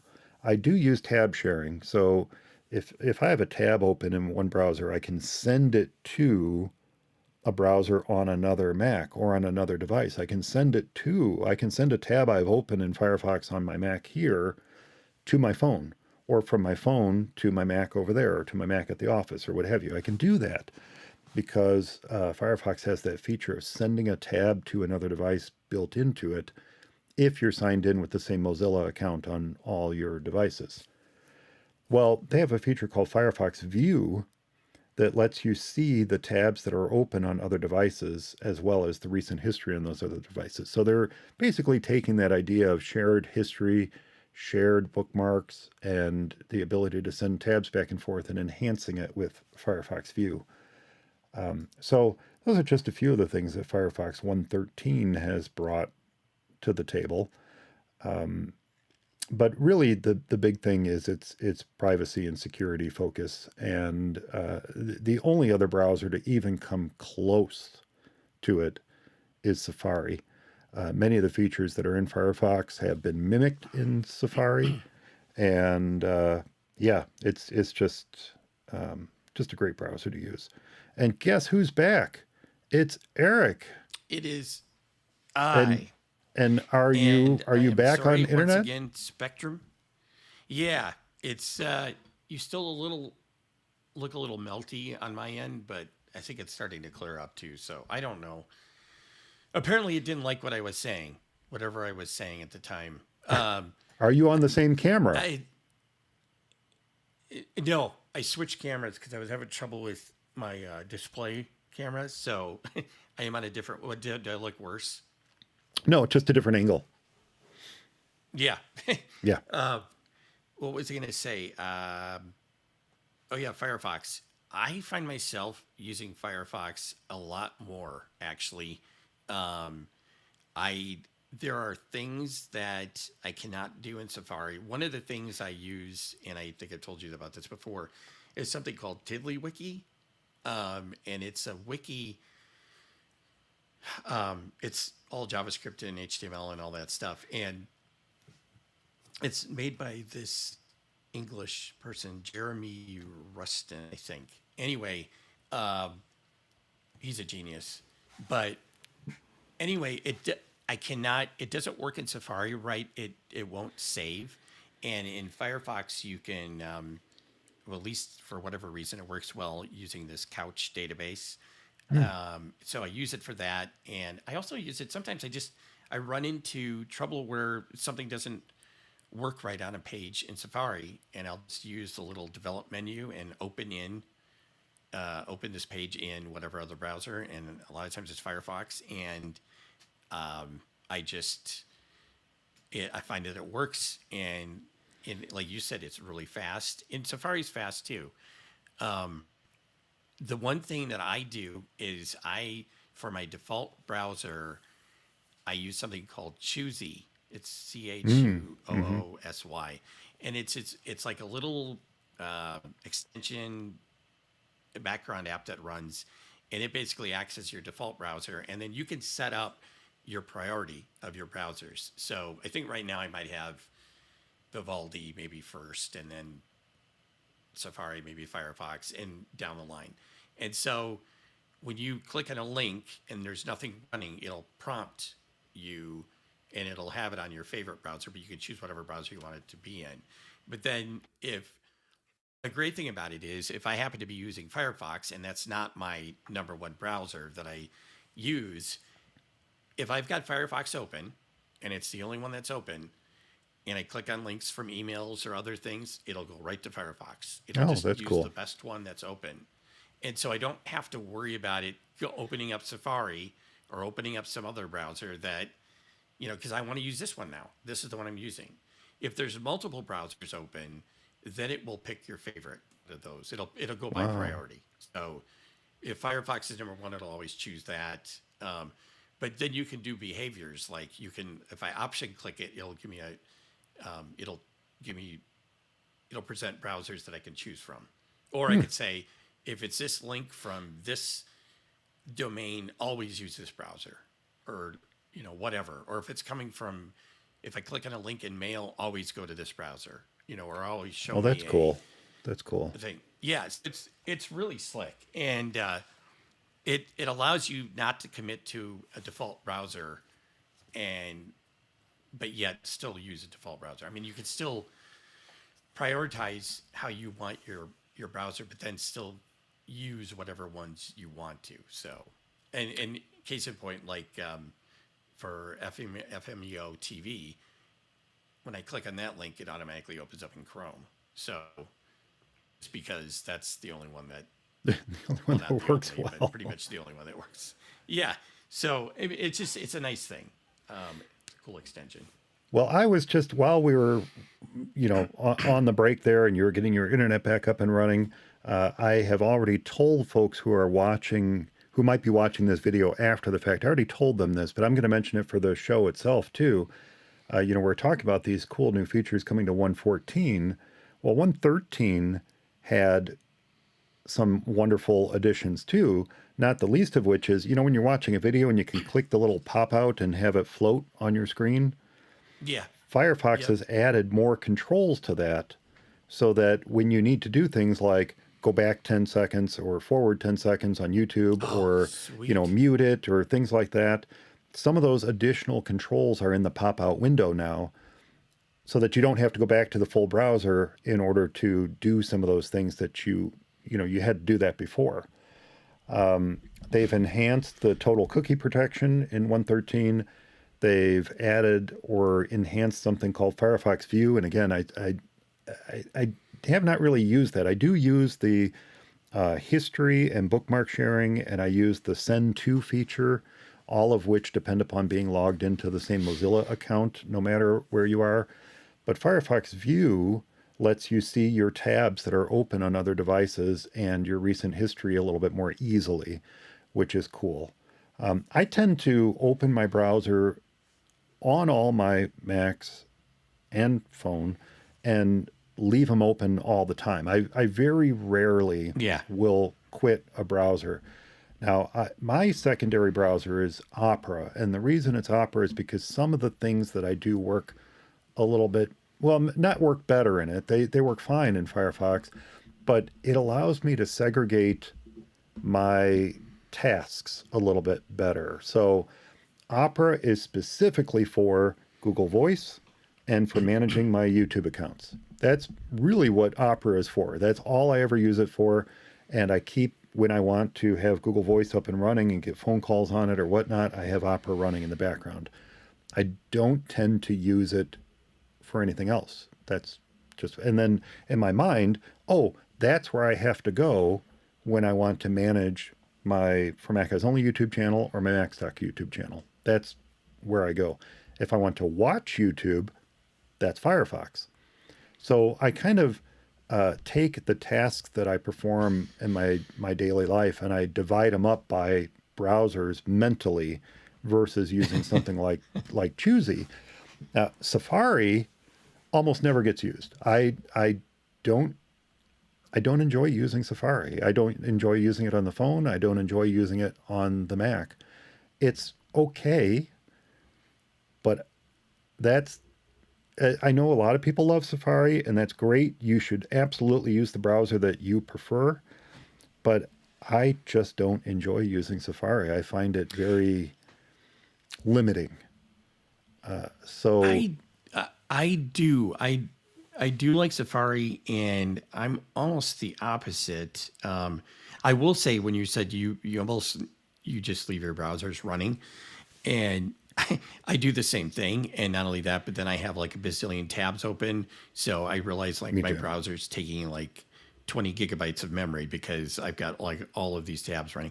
But But Firefox I've does a better said, job of that too. I know. I was going to say, but I've said over and over again, I said, if somebody said you could only have one application on your computer, what would you choose? Without a doubt, it would be the web browser Yeah. because the web browser can become anything. I mean, for God's sakes, they've got web apps that will edit photos with it. I mean, there's Yeah. really nothing you can think of that you can't do in a web browser. I mean, it's become that ubiquitous, that much of a big deal that, like I said, so it's funny that you said that but I mean, it's true. Why would that would be the app that you would have open?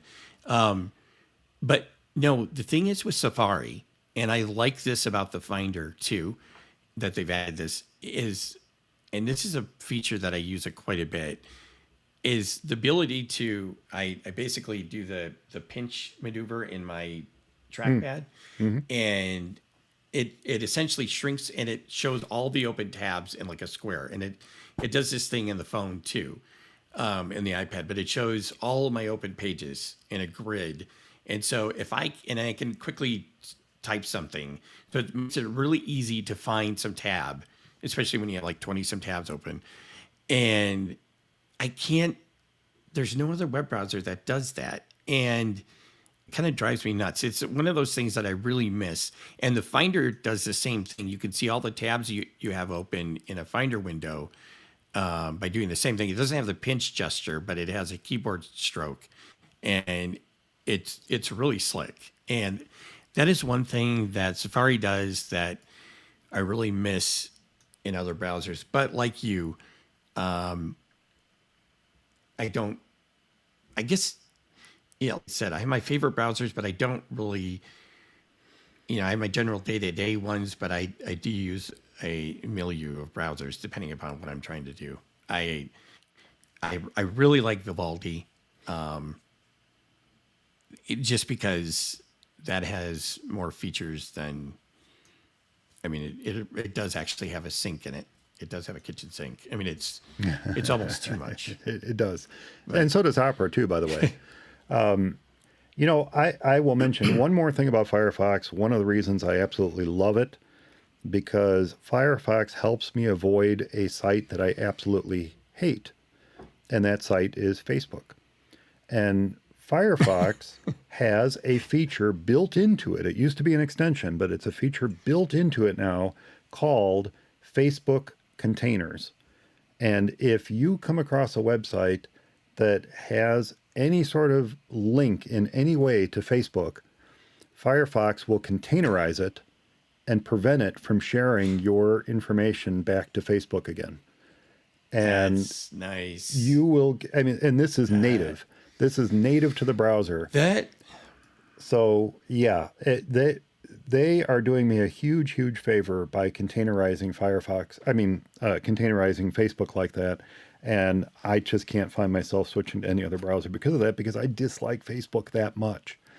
And then on the positive side, Firefox, we have wonderful screenshot taking tools in the Mac, but Firefox has wonderful screenshot tools built into the browser to not only click and select a certain part of the screen that you're on, but to select a certain segment of the screen that you're on, or to select and download a screenshot of the entire page, which I used to use an app called Paparazzi for that. But now it's built right into the browser, and that screenshot taking feature is great. And I know that Safari on the phone has something similar. It's much more difficult to use, in my opinion. Actually, and I'm it's sure not.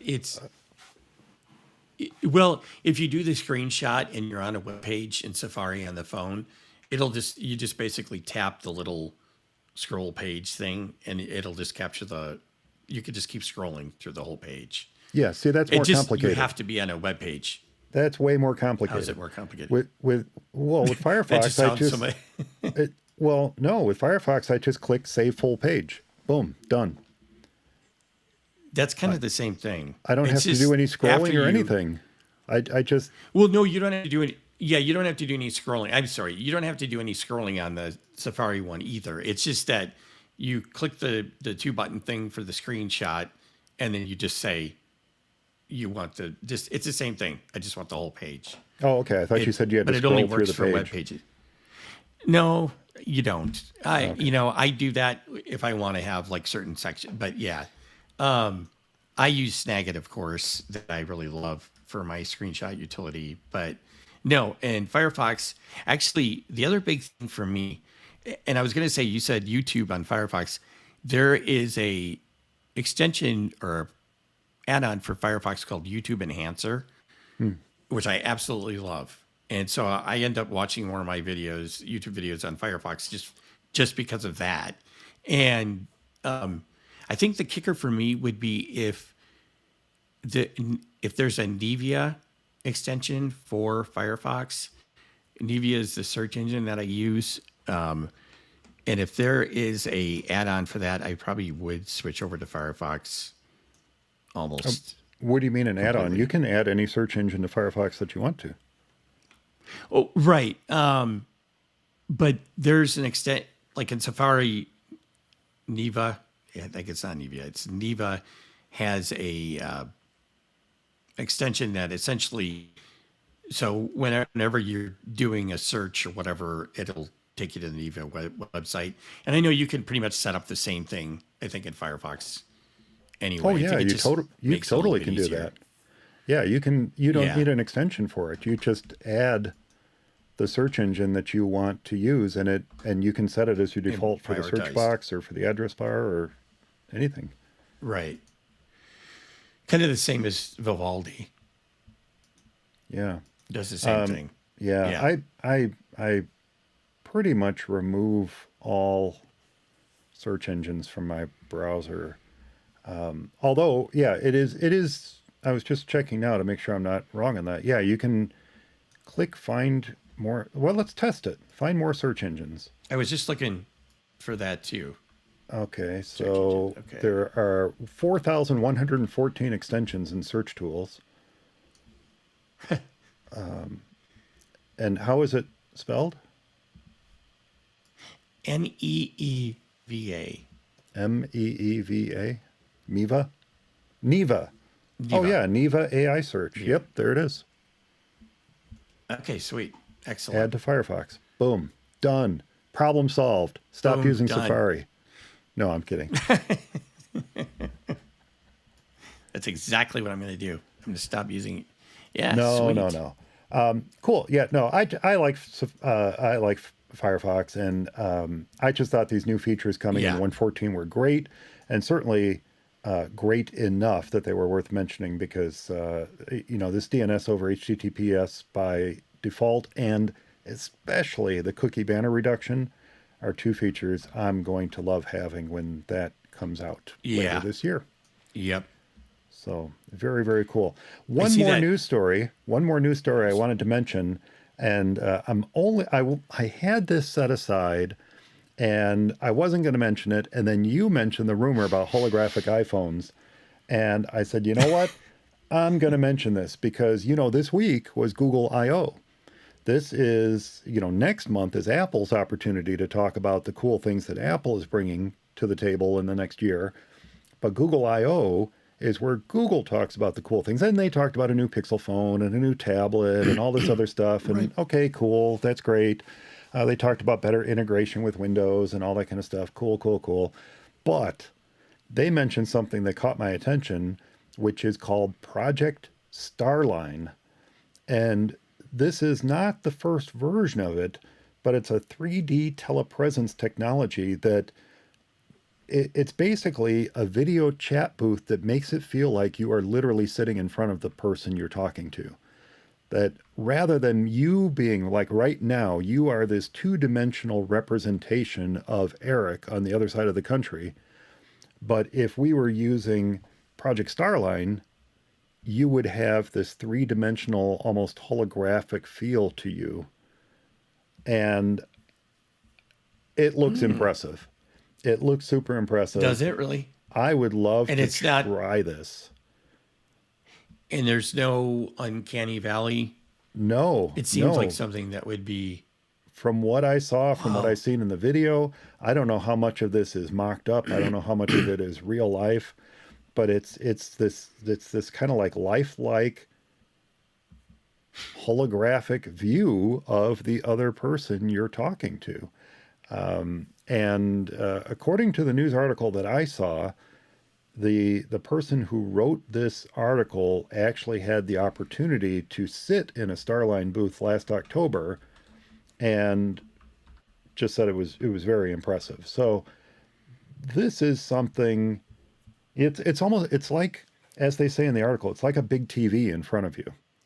And there don't appear to be it doesn't appear to be a projector in front of the TV or anything, and yet there are these three objects connected to the top and the sides of this screen in front of you that are apparently reading you and transmitting your information to the other person while their information is being transmitted to you to give it this depth. And So, yeah, so is it, so you have to go sit in some booth, it right? is it is technology that you need to have available on both ends of the conversation. Yes. And, and so there's probably some sort of LiDAR type, maybe it's even like the sort of thing that Apple uses. You can like, well, especially now with the phones having LiDAR, but even before that with the Face ID, you could kind of do some of this stuff. But, you know, like you can take your phone or your iPad and go all around a room and create a 3D picture of that room from the LiDAR on your phone, from the LiDAR Right. and the camera on your Right. phone. Right. And But so I'm wondering, it looks like a computer created it, though. well, yeah, I mean, well, it actually looks like a picture. I mean, that's what I'm wondering too. Like if like with Face ID, where it kind of creates that 3D print of your face, but you're right, in that situation, it does look like a computer. But wow, that does. I'm just gonna look it up. I just texted you the Starline. article. I just texted you the Okay. blog post from Google. And yeah, it's currently in testing apparently, and like I said, it's not new technology. It is something that they introduced a couple years ago, but now they're on to this new generation of it, and it's hard to tell from watching a video. It's hard to tell from watching a YouTube video what the experience must actually be like, because you know you're trying to watch a holographic 3D experience on a 2D Right. video, but Thing. yeah, Right. it looks impressive. And like I said, that was the only thing from Google I/O that caught my attention. I was going to set it aside. I wasn't going to mention it during this show, but when you mentioned the rumor of holographic iPhone displays, I thought, you know what? Let's bring this up, because this is Let's do it. undoubtedly the future of Zoom and other similar technologies, where you know we need to have these meetings, we need to have them feel face to face, but we don't necessarily need or want to physically transport the person from one place to another. Like Right. a digital transporter, as it were. Right. And I think that's what I can't wait is for transporter technology to be released, so I can be killed and reborn Yikes. trillions of times over and over again. You know, like when they're actually beamed from the Enterprise to the planet, it literally takes them apart, you know, atom by atom, so that they're dead, right, and then rebuilt. Fine, When you think about McCoy. it, that's kind of a That was his Jim, I'm problem. a doctor. That was his problem with transporters. Yeah. He Yeah, he he didn't did. want to be transported because yeah. No, And then and he was right. And then when you have the transporter mishaps and you end up a pile of goo on the transporter pad, that's not good either. No, you look at what happened to those Vulcans, the pair of Vulcans in the Star Trek, the first motion picture. Yeah. I mean, that's awful. Yeah. And that Spock news, actually came by shuttle later because, yeah, it was in that movie that Yeah, it was McCoy bad was expressing his reservations with the whole transporter system. yeah, it's not good. Oh, goodness gracious. Okay, so continuing the bug report here. This is not really a bug report, but I thought I would give an update on my own Mac buying decision. So last time we talked about Jessica and her Mac buying decision, and you know whether she should get a laptop or desktop, and really we only spent a little bit of time on Jessica before we went into our own conversation about laptops versus desktops, and you know the Mac Mini versus the iMac, and MacBook Pros versus MacBook Airs, and all that kind of stuff. But I was actually, what I didn't share is that I was actually going through the decision-making process myself. So that conversation in the last episode for Mac has only actually helped me. And then the conversations that you and I have had separately helped as well, Eric. And I should point out to people that you spent far more time on the phone with me talking about this decision than you probably wanted to. But I think I figured it out. I think I figured it out. So here's the situation. So for Macstock, what we're going to do this year is Macstock is going to offer a live streaming ticket. And I've always had this wonderful bit of kit from Sling called the Sling Studio. It works well, but when it comes time to doing things like adding overlays or picture-in-picture or stuff like that. It takes an inordinate amount of setup. And even then, it's not quite as easy. It's not as easy to do as it is in Ecamm Live, which is what we're using right now for this. If I want to add an overlay to this conversation that we're having right now, it's actually quite easy for me to do so, and I can do it in seconds. But it takes far more setup with the Sling Studio. Now, couple that with the fact that while my equipment still works, and I don't anticipate it not working any longer anytime soon, Sling itself seems to have somehow taken a step back from this project because there's no new information about it anywhere. You can't find the equipment anywhere, and yet their website seems to indicate that it's still valid, available equipment. And I just feel like now, 3-4 years into it, which I guess I've had it maybe even a little bit longer than that. My investment certainly has paid off. I can still use the equipment if I want to, but I feel like if I'm going to do a live stream of Macstock this year, I want to take it to that next level. This will be the first official live stream for a Macstock ever. We did do some live streams for virtual Macstock. Those were a little bit more ad hoc. This is going to be the first official live stream for Macstock since it began in 2015. So I want to kind of take it to that next level. So I want to use Ecamm Live. In order to do that, obviously, I need a Mac.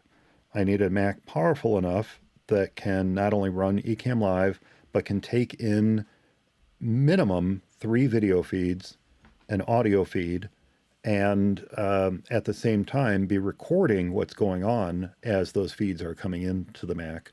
And, oh, by the way, handle all the switching duties that we're talking about. And, oh, by the way, take the output from this programming that we're doing and send it to a projector. And, oh, by the way, send it out to the live stream. So there's a lot that this computer needs to do. And for you and I to go back and forth and talk about Macs on For Mac Eyes Only and be using Ecamm on this 2018 MacBook Pro works fine. But as we're sitting here using it, I can tell you, I don't know if you guys can hear it, but I can tell you every once in a while those fans kick in, and you can tell that with just you being connected remotely through Ecamm Live, we're pushing this MacBook Pro pretty hard. Now, the advantage of the newer Apple Silicon technology is that Ecamm Live is written for it. It's written for Intel as well, obviously, I'm using it, but it really has been optimized for Apple Silicon. And when you have people who are using an M1 Mac Mini with 8 gig of memory and doing stuff very similar to what I need and want to do for Macstock, that tells you how much more powerful the Apple Silicon is compared to, like I said, this 2018 MacBook Pro.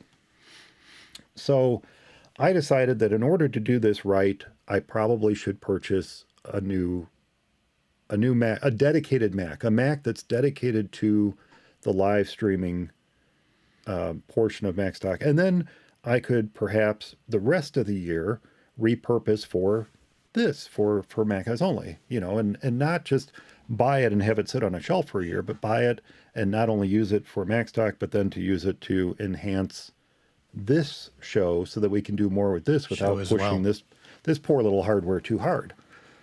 So I was debating, an M1 Mac Mini or an M2 Mac Mini. Well, all else being the same, an M2 just makes sense. You just get the M2, same price. The M1 I'd have to be buying refurbished. It just makes sense to go with the M2 all around. So then the question is, which M2? Which M2 do I get? How much storage do I get? How much memory do I get? It's difficult to find. It's easy to find general specs for what Ecamm Live needs, but it's difficult to find specific specs. It's difficult to find someone who's doing the exact thing that I'm doing and then find out from that person what level of equipment they're using. It wasn't hard to find someone who's doing what I'm doing and they're saying, oh, I'm using a Mac Studio. Cool. I didn't necessarily want to buy a Mac Studio, but okay, this person who's using three live cameras and audio and all that stuff that I need to do is using a Mac Studio. Good. There's a baseline. There's a baseline that I need to work from. But how much memory does Ecamm Live need? How much storage do I need? How much processing power do I need? And everything I found indicated that the M2, the base M2 Mac Mini would cut it, that it would be okay. That 8 gig would probably be okay because I did find reference that Ecamm, and I'm trying to make this a quick conversation. I just kind of wanted to kind of go through the thought processes that I was going through so that when someone else is trying to make a decision like this, they can think along similar lines and decide what's really best for them, no matter what it is they're using. If it's Adobe Creative Suite, if it's Final Cut, if it's just day-to-day Mac usage, if it's Ecamm, whatever it is, the thought processes I was going through to try to figure this out. So I could find that a base level M2 Mac Mini with 8 gig of memory and 256 gig or 512 gig of storage was enough, that would work. But then in certain situations, that 8 gig would really start to run out, that it would start to be swapping, it would start to swap more to storage. And again, the general consensus is that's okay because storage is so fast on the new Macs that when it does have to swap, 8 gig can really feel like it can feel like 32 gig on an Intel Mac. Right. It's really amazing the job that Apple has done with this system on a chip and the efficiencies of this system on a chip, which we talked about in the last episode. So I'm looking at the M2 Mac Mini. What can I get in it? What upgrades can I get with it? Maybe 16 gig is a good choice. Maybe I should go with 16 gig just to make sure it's $200. Maybe I should look at that. Well, then, of course, you start to look at the M2 Pro, right? Maybe I should get the M2 Pro. And debating, okay, M2 Pro with 16 gig of memory and 512 gig of storage. Well, now we're starting to push the cost of a Mac Studio. Now we're starting to get close to that cost of the Mac Studio. Maybe the Mac Studio is a better choice, even though it's the M1 Max. It comes with 32 gig of memory. It comes with, I believe it starts at 512 of storage. I could be wrong on that. Maybe it starts at 256, but I think it starts at 512. So it starts at a higher end. I think you're right. It starts at a higher end. But then the benchmarks show the M2 Pro wipes the floor with that M1 Max. Granted, a lot of those are single core tests. A lot of those don't take into account when you're doing things like taking advantage of the multiple video decoders and encoders on the M1 Max that the M2 Pro doesn't have. Right. Things like that. Right. So when you're doing very specific benchmarks, the M1 Max still comes out ahead. So I'm looking at that. I'm like, okay, well, what exactly does Ecamm Live need? That's what it came down to, and that's when I turned to you, right, and tried to get your thoughts on this. And you had a very good point about the video decoders and encoders. Oh, I'm going to turn that over to you. Exactly. Yeah. Before you say that, I just thought of this too. Who's really good and what's a site that's worth looking at because it always comes out differently than I think is Bare Feet. It's Bare Feet that's a great site. FEATS. And in fact, actually, I think if you write him and tell him your specific needs, a lot of times he'll run tests on it. But I mean, I'm always flabbergasted because you see the new Macs that come out and they've got all this and that, and then they don't like shred the old Macs in every single test, or there's tests that they don't do as well in, or they are actually slower, and you're just like, wow, and so that's actually a great site too to look at for things like this as well. But yeah, getting to the video encoders, I mean, that can be a big deal especially, but most of that, I don't think in your case is going to affect the streaming. It's more or less when you're rendering out afterwards, when you're actually creating that, or you're doing some sort of proxy rendering when you're editing and stuff like that. But it's more for later on when you're, I'm going to write this out to an H.264, 265, whatever sort of file that, I'm done with this and I want to, actually take my edited video and write it out to something I can share with the world. Yep. And so that's a little bit different. A little bit different. And, the one thing that came up as I was researching this, and, we're talking a good 2 weeks into it now, by the way. So much time spent on this and talking about it out loud and talking to people like you and getting your thoughts on it. It came to the point where I think my wife was just ready for me to buy the computer so that she didn't have to hear me talk about it anymore. Well, yeah. So here's part of the decision-making process, though. And again, this is going to vary greatly depending on what it is you need to do with your Mac. Whether it's Jessica and her day-to-day usage, or it's me wanting to find something that will do a great job running Ecamm Live, dedicated for something like Macstock. You have to look at everything you want to do with it. And one of the things I want to do with it, I'm going to hold this up for the camera, but I'll say what it is to people online. This is Elgato's CamLink 4K. So this is a little device that has HDMI on one end, and it has USB on the other end. And this takes the camera feed, the HDMI output of your camera, and feeds it into your computer. Well, for what I need to do, I need 3 of these things. I need 3 of these connected to the Mac, which means that I need to make sure that I have minimum 3 USB, what's the term I'm looking for here? I'm sorry? Buses are root. Buses. Buses are root hubs. Yeah. Root hubs. Yeah. I need at least 3. Well, as I looked at the Mac Studio and I looked at how the Thunderbolt 4 is set up on the Mac Mini, it turns out those ports in the back of the Mac Mini are each essentially a USB 3.1 root hub. So that means that a Mac Mini with the 2 USB-A ports, that's one hub, and then the 2 Thunderbolt 4 ports, that gives me 3 root hubs. Well, now we're starting to look at whether you get M2 Pro or M2, because the M2 Pro comes with 4 Thunderbolt 4 ports, plus the dual USB-A on the back, which means that you should have 5 USB 3.1 root hubs. That's much more comfortable to me than having just the 3. And that's based on what I could see with the Mac Studio that I have here. When I pull up the hardware information on the Mac Studio, it shows me 5 root hubs, which translates to the 4 Thunderbolt 4 ports plus the 2 USB-A and the 2 USB-C on the front. Those share a root hub. So that's the 5 root hubs. Awesome. Now I'm on the right track.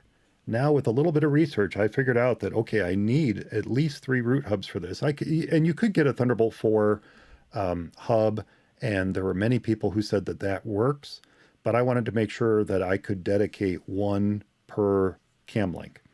So that pointed me unequivocally to the M2 Pro. I have to go M2 Pro or M1 Max Mac Studio. Cool. Got that down. The next question that came up as I researched this is, it turns out the M2 Pro can support 3 external displays. The M2 can only support 2 external displays, while the Mac Studio can support 5 external displays. Cool. Another thinking point. Another point to drive my wife crazy as I talk about whether I need this or don't need this. Well, in the end, I'm gonna nutshell this because I want to move on to the rest of our conversation here. But I figured it out. I finally found some decent information on the resources that are needed to run Ecamm Live successfully on your Mac. And it turns out that in the end, Ecamm Live is more CPU hungry than it is anything else. It doesn't care about video decoders. It doesn't care about memory. It's very, very, in fact, I fired it up and looked at the resources it's using memory-wise, very, very light, like unbelievably light when compared to something like even Microsoft Word. So it doesn't need more than that 8 gig of memory. That's pretty amazing information. But perhaps it would need more storage because it is storing, recording locally to the internal storage the entire time that you're streaming live. Awesome. So more CPU hungry than anything. It doesn't care about the GPUs. And it would do fine with 8 gig of memory because its memory footprint's small. So that makes the big decision, do I want 3 displays or 5? And do I care about those 2 extra USB-C ports and the SD card slot on the front of the Mac Studio? Well, I decided, look, I'm fine with 3 displays. I don't need 3 displays for Ecamm Live. I'm using 2 right now. The most I've used with this MacBook and Ecamm Live is 3. And that is including the internal display plus 2 externals. So we've got room for 1 more over and above that. So I think we're good there. So I'm okay with 3 displays, what this is going to be. So what I came down to is because it's CPU hungry, my plan is to get the M2 Pro Mac Mini, not get the 32 gig of memory. I think that's way overkill. And I'm going to spend roughly the equivalent of that 32 gig of memory on the processor upgrade. There's 2 different M2 Pros you can choose from. So I'm going to choose the processor upgrade that bumps it to 12 core CPU and a 19 core GPU and get 1 terabyte of storage to ensure I have enough place to put all the recordings. So while that's closer in price to the Mac Studio, I'm going to end up with a computer that is more powerful overall, at least until they do upgrade the Mac Studio later. A computer that's more powerful overall, has more than appropriate amount of CPU power to it, more than appropriate amount of memory with 16 gig of memory. That's what I'm going to get with that one. And I think I'm going to be pretty darn happy with that. It just seems to be the better choice, especially with that more powerful processor. Like I said, I would probably be fine with the M2 and 8 gig of memory, especially if I can get by with fewer screens and fewer ports in the back. But what it came down to was my exact needs, and it was being able to run 3 of these Elgato cam links and multiple displays without worrying about running out of ports and needing to come up with exotic solutions to solve that problem. So that was my decision-making process. It was very specific to me, and I think that was kind of our point with that episode last time, is it's going to be a decision that's very specific to you. And you need to look at what it is you're going to be doing with the Mac, how much you might or might not be pushing it, and then what form factor you need. And from that point forward, I think it's a pretty easy decision-making process. Yeah. And I think the other big thing that it kind of, sort of opened my eyes to, and, when you were talking to me about this too, and I even said this, I always tend to probably recommend more than what a person probably needs. And maybe even what I would get for myself, just because you don't know. But by researching this to death, you came up with, I'm just kidding. You figured out that, because I think it would be really easy. And I think a lot of people would have said, oh, I'm just going to get the Mac Studio, the M1 Max, max it out, and 32 gig, maybe 64, and I'm going to use that. Rather than actually look at what was required and say, I don't need that much memory. Like, you figured out this is CPU intensive, not necessarily memory intensive. So I can get by with maybe even 8 gigabyte of memory, but certainly 16. and but I want to have more power on the CPU, not even the GPU, the Right. CPU. And so you actually figured out and got the most computer you needed, not more than you needed, not and I think that's something smart and for people to actually look at and say, look, this is what I'm going to be doing. Yes, there are things that happen. People, I didn't think I liked image editing until I started doing it, or whatever, and now I need a more faster computer. But for the most part, people know what they're going to use their computer for. They know what tasks they're going to do, and if you know that, it goes a long way into choosing how much you actually need. And I think you did a great job of that with this. Well, and let's talk about some of the other choices too. Why not a MacBook Pro? And the answer is this is a far more cost-effective solution than a Oh, MacBook Pro is, and far less yep, limiting. In the event that sometime down the line I find that I outgrow the Mac Mini, it's a lot easier to replace just that 7-inch computer than it is to replace an entire 16-inch MacBook Pro, which by the way is going right. to would easily cost double what this Oh, is for going to sure. cost, and I would get no better performance out of it. Right, right, right. Uh, Exactly. and And then you and yeah, go ahead. Sorry. Oh, I was going to say, and then as far as the memory is concerned, by going with 16 gig, I feel I'm just future proofing the machine if, again, I decide Yeah. to repurpose it or replace it later. Right. Right. And and the other thing, you're able to do this, and it works this way for you because you already have other Macs to do other jobs that you need. Fair You're point. not, you know, you don't need this to do some other stuff that you're not doing desktop publishing with it. I mean, you could, but you're not, Oh, easily, yeah. you know, going to be doing certain things with it that you're already using. Where you might need more storage, or you might need more of the GPU or memory or whatever. And so that also is something to take into consideration. Yeah. Oh, absolutely, absolutely. And in that case, maybe a MacBook Pro is the better choice. But this is going to be a more Yeah, if dedicated you, machine, which, I mentioned this to you in texting, and I fully understand this. It's absolutely insane that in these days we can look at something like an Apple Silicon Mac Mini and decide that that needs to be a dedicated purpose machine, that we're not buying it for yeah, all these other reasons. I It's know. not something that we could have made a decision like that just a few years ago. When Apple's running No, Intel, and again, I could have gone with the M2 8 gig machine, and that would have just met its purpose. Just met it. It would have right, worked. It would have right. worked from Yep. all I could find. It would have worked. But the key to all of this was all the research and finding someone who finally said Ecamm Live is really CPU intensive. That's where you want to focus your efforts. Don't worry about memory. Right. Don't worry about storage. You can solve the storage problem later, but Easily focus enough. Yeah. focus on the CPU.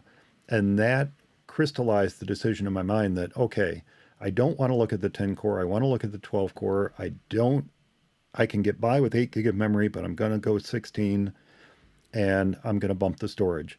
And that's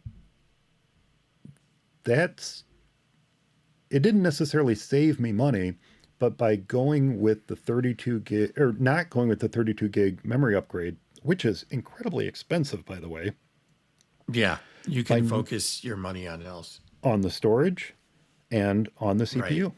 And that On the that turned CPU. out to be where it was more important to put my focus. So, yeah, it's going to be different for everyone, but if you have the time, if you can take the time to go through that process and ask others who might know, like I asked you, Eric, is this really the right direction? Is this going to cover what I needed to do? What are your thoughts on that? But find a sounding board, find somebody you can bounce the ideas around on, and somebody who is just as invested in the idea of getting you the right Mac than a salesperson at an Apple store might be. Right.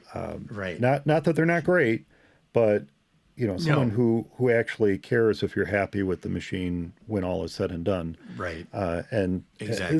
that's why we always say at the end, if you have a question about your Mac or question about hardware, or you're not sure, we've helped people make that decision too. We've received emails. Hey, I'm thinking about this or this.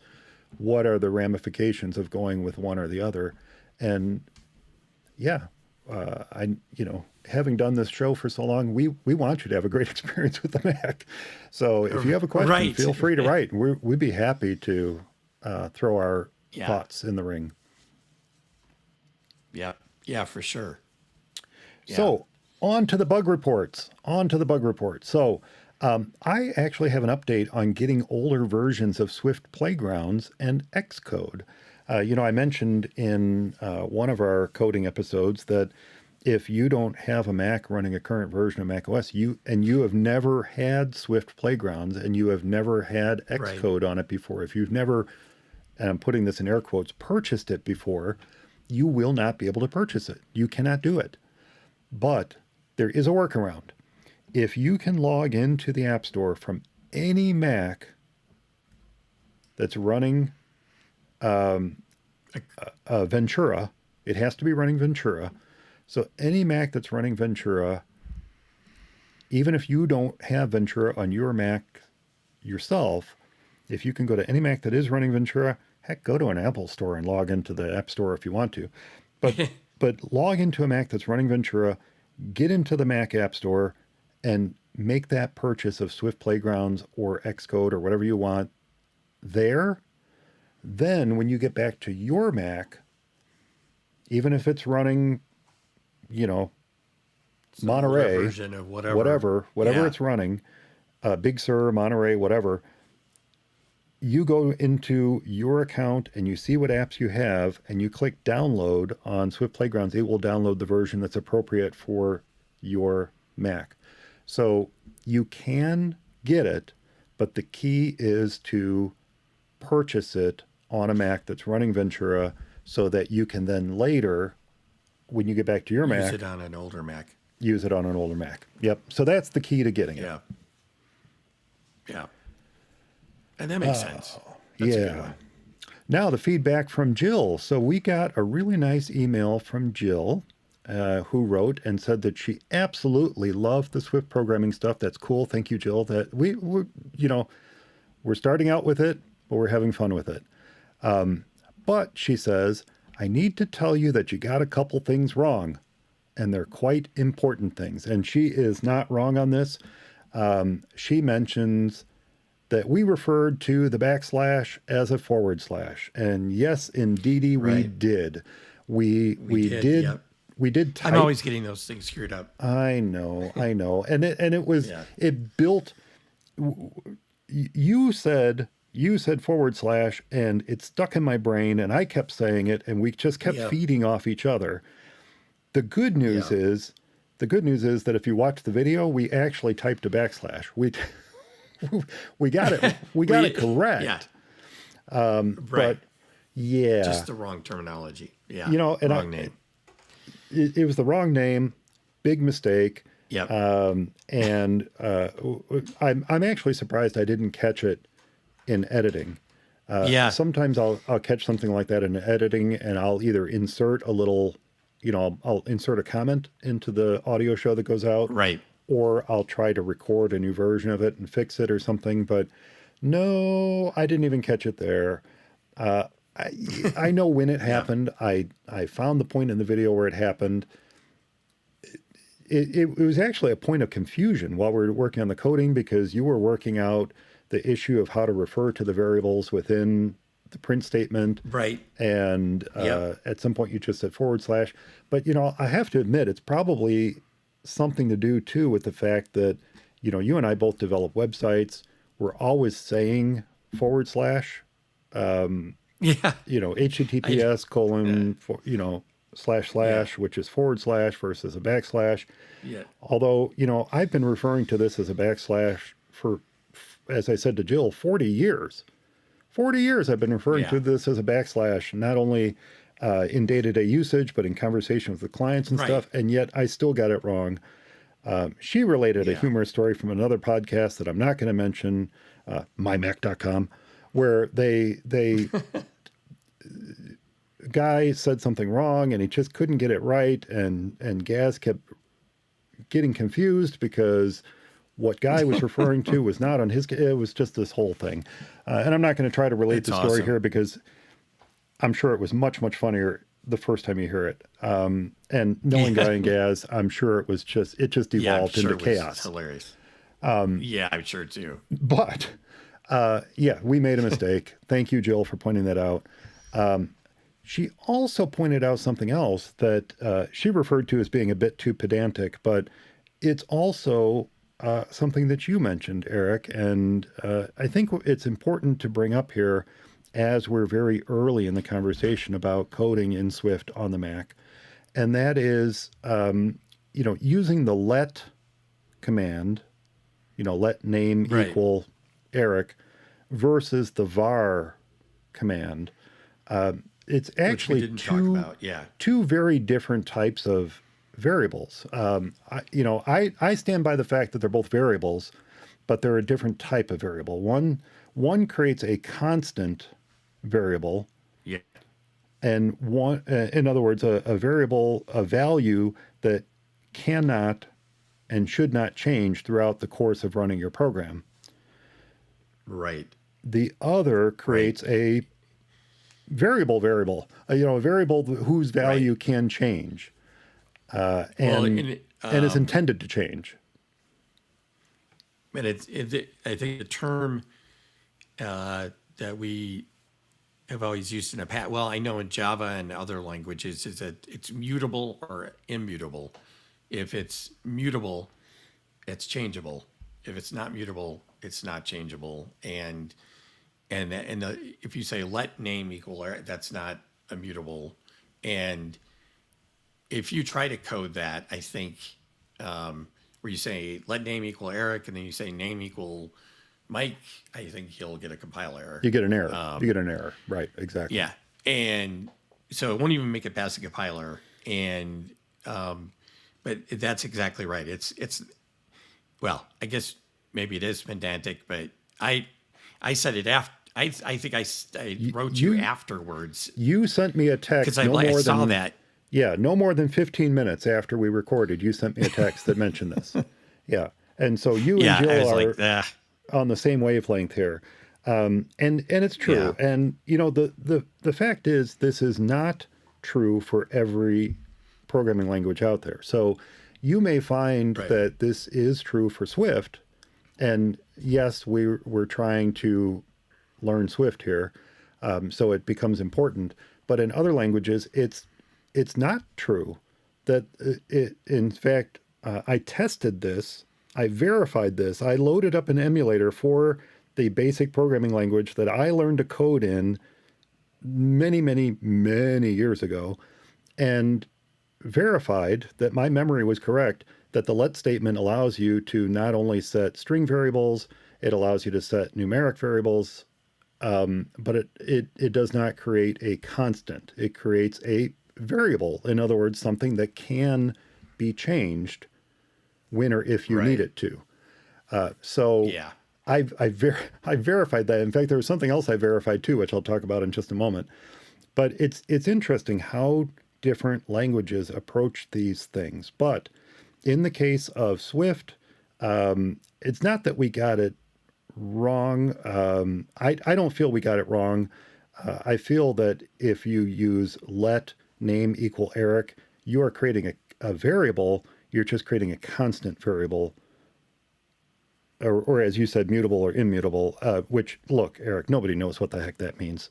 We're going to say changeable or not changeable, or at least for Right. our purposes, we'll say that. But it's two different things, and let creates this constant that can't be changed, and var creates a variable that can be changed later in your program. As you said, if we had var name equals Mike, and then later said name equals Eric, that's allowable. But That's a let lot name more. equal And Mike and then name equal Mike would fail because we're creating this constant.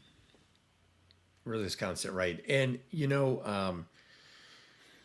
was going to say, to be clear, I mean, the code that we did as far as the hello world and the Was name and correct. all that stuff, that was Yeah. fine. Yeah, Yeah. it just was what we were saying around it. So, Yeah. yeah, What we were saying, how we were referring to these things could have been clarified a right, little bit because as you get further right. and further into this, it becomes important. It becomes super important. At the It does. level we're Yes. at, yeah, it's not super important, but it's good to know. Yeah, Because what we were right, doing worked. It worked. It did exactly what it was supposed to do. right. Because as we did this, the constant variable that we set did not need to change. We were Right. creating Exactly. something We that we just used it. in a fixed, it was a fixed non-changeable state and didn't need to change.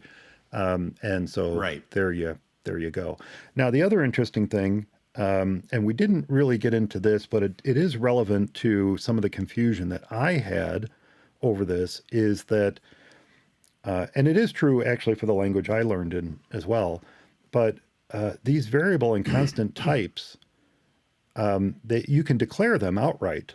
You can say, this is an integer, this is a floating point, this is a string, or this is a bool, which is like a true false, yes, no type situation.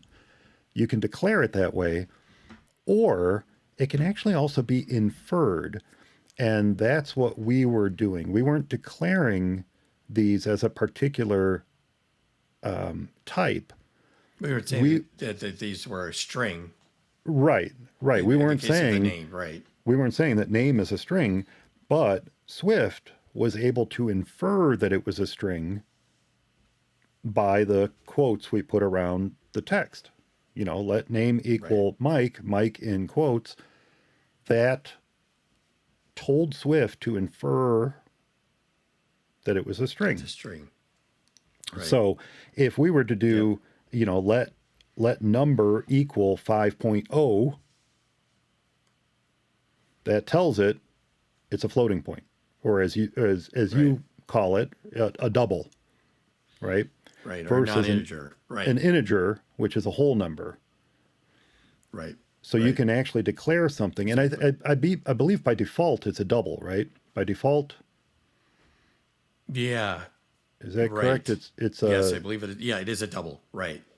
if you don't And if you okay, this no, I think I found as I was playing with this, and this is what I want to get to. I believe I found that if I said let the number equal 5, and I'm going to get to a real life example here in just a moment, that it inferred it was an integer. And right. If you just say five. if you just say Exactly. 5, okay, yes, okay, that again, Right. bug report. So if you don't specify a decimal, it infers it's an integer. And if you do specify a Right. decimal, then it infers it's a floating point or a double. So Right. what I'm going to do, and Jill suggested this, and it actually was in my plans, but I'm going to give Jill credit for this, is I'm going to create a blog post for this episode. I'll put a link to it in the show notes where some of the code examples that I'm just about to give you will be found. Okay? Because what I wanted to do is I felt like I needed to clarify this whole conversation about the let statement, and we'll throw the var statement in there as well, VAR. We'll throw that in there as well. But I felt like I needed to clarify it because we got a little, I felt it got a little confusing. We're trying to explain how this works, and we were throwing around this idea of having a name, a string variable that was a name, and then printing that out, and then it got confusing. We didn't have a purpose to the code. So what I wanted to do is I wanted to come up with a problem I needed to solve, and then and we talked about this on the episode of Coding in Swift, getting started with coding in Swift. We talked about this. If you have a problem to solve, if you have an itch to scratch, that's very often a reason to get into coding, right? So I wanted to create a problem, a simple problem, something that fell within the realm of what we were talking about. And I wanted to try to figure out how to solve that myself without turning to you and without turning to anything. I wanted to try to take the information that we gave and try to solve this problem. So I decided that I wanted to, and this is kind of a classic problem to try to solve, and that's probably why it came to mind. But I wanted to calculate the area of a circle using variables in the print statement. Okay, and this is where I started to realize that there are differences between integers and floating point numbers and how Swift handles them. So to have a very simple issue like calculating the area of a circle, we need to have a couple things. We need to have a radius. We need to know the value of pi, which by the way, the basic language I learned to code in had pi.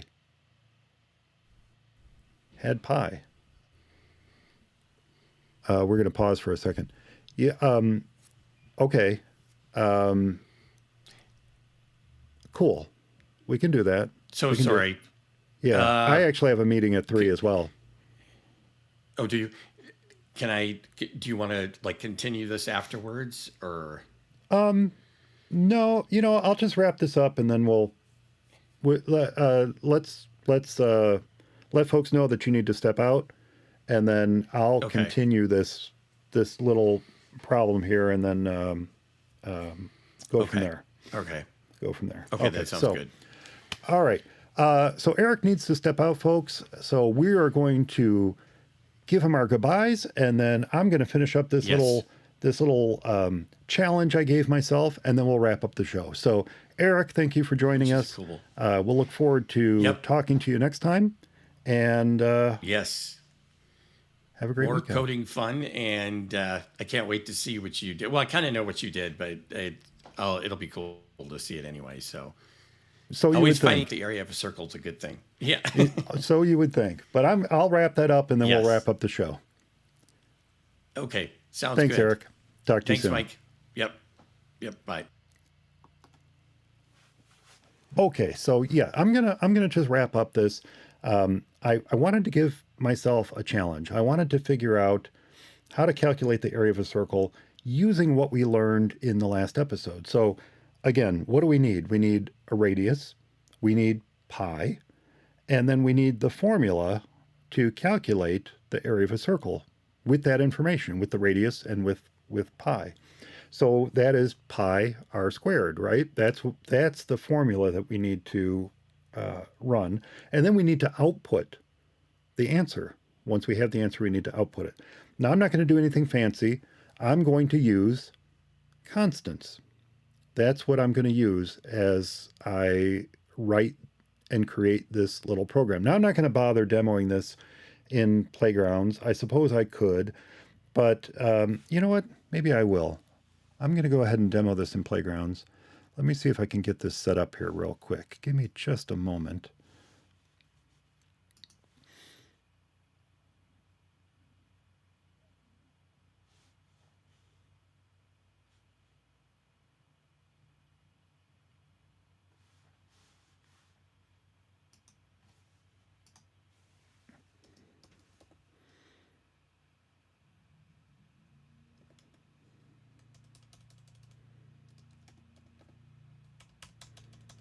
Oh, you know what?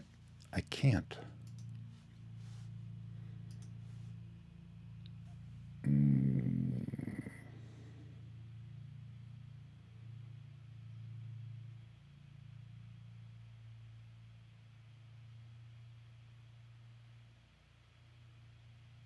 Okay. Yes, I can. I apologize. I can't do that right at the moment. But here's what we're going to do. So I'm not gonna actually demo this in Playgrounds. I'm just going to step through it. I'm just going to walk through it, and then what I'm going to do is create a blog post on the For Mac OS Only site that includes the code that we're talking about here, and allow you to take a look at it and see what I did. Now, I actually came up with multiple versions of this, so I'm going to kind of step through the changes between those different versions and then let you guys take a look at it yourself, let you come up with your own challenge and try to solve that challenge, and then we'll pick up with the next steps in learning to code in Swift in the next episode. So, again, I need radius, I need pi, and I need that formula. And then I need to output the answer. So, using what we learned last time and using constants, I have the command let radius equal 5. Now I'm going to fix that in just a moment based on what Eric and I were just talking about. But I had let radius equal 5, let pi, pi, equal 3.14159. I'm not going to go any more than that.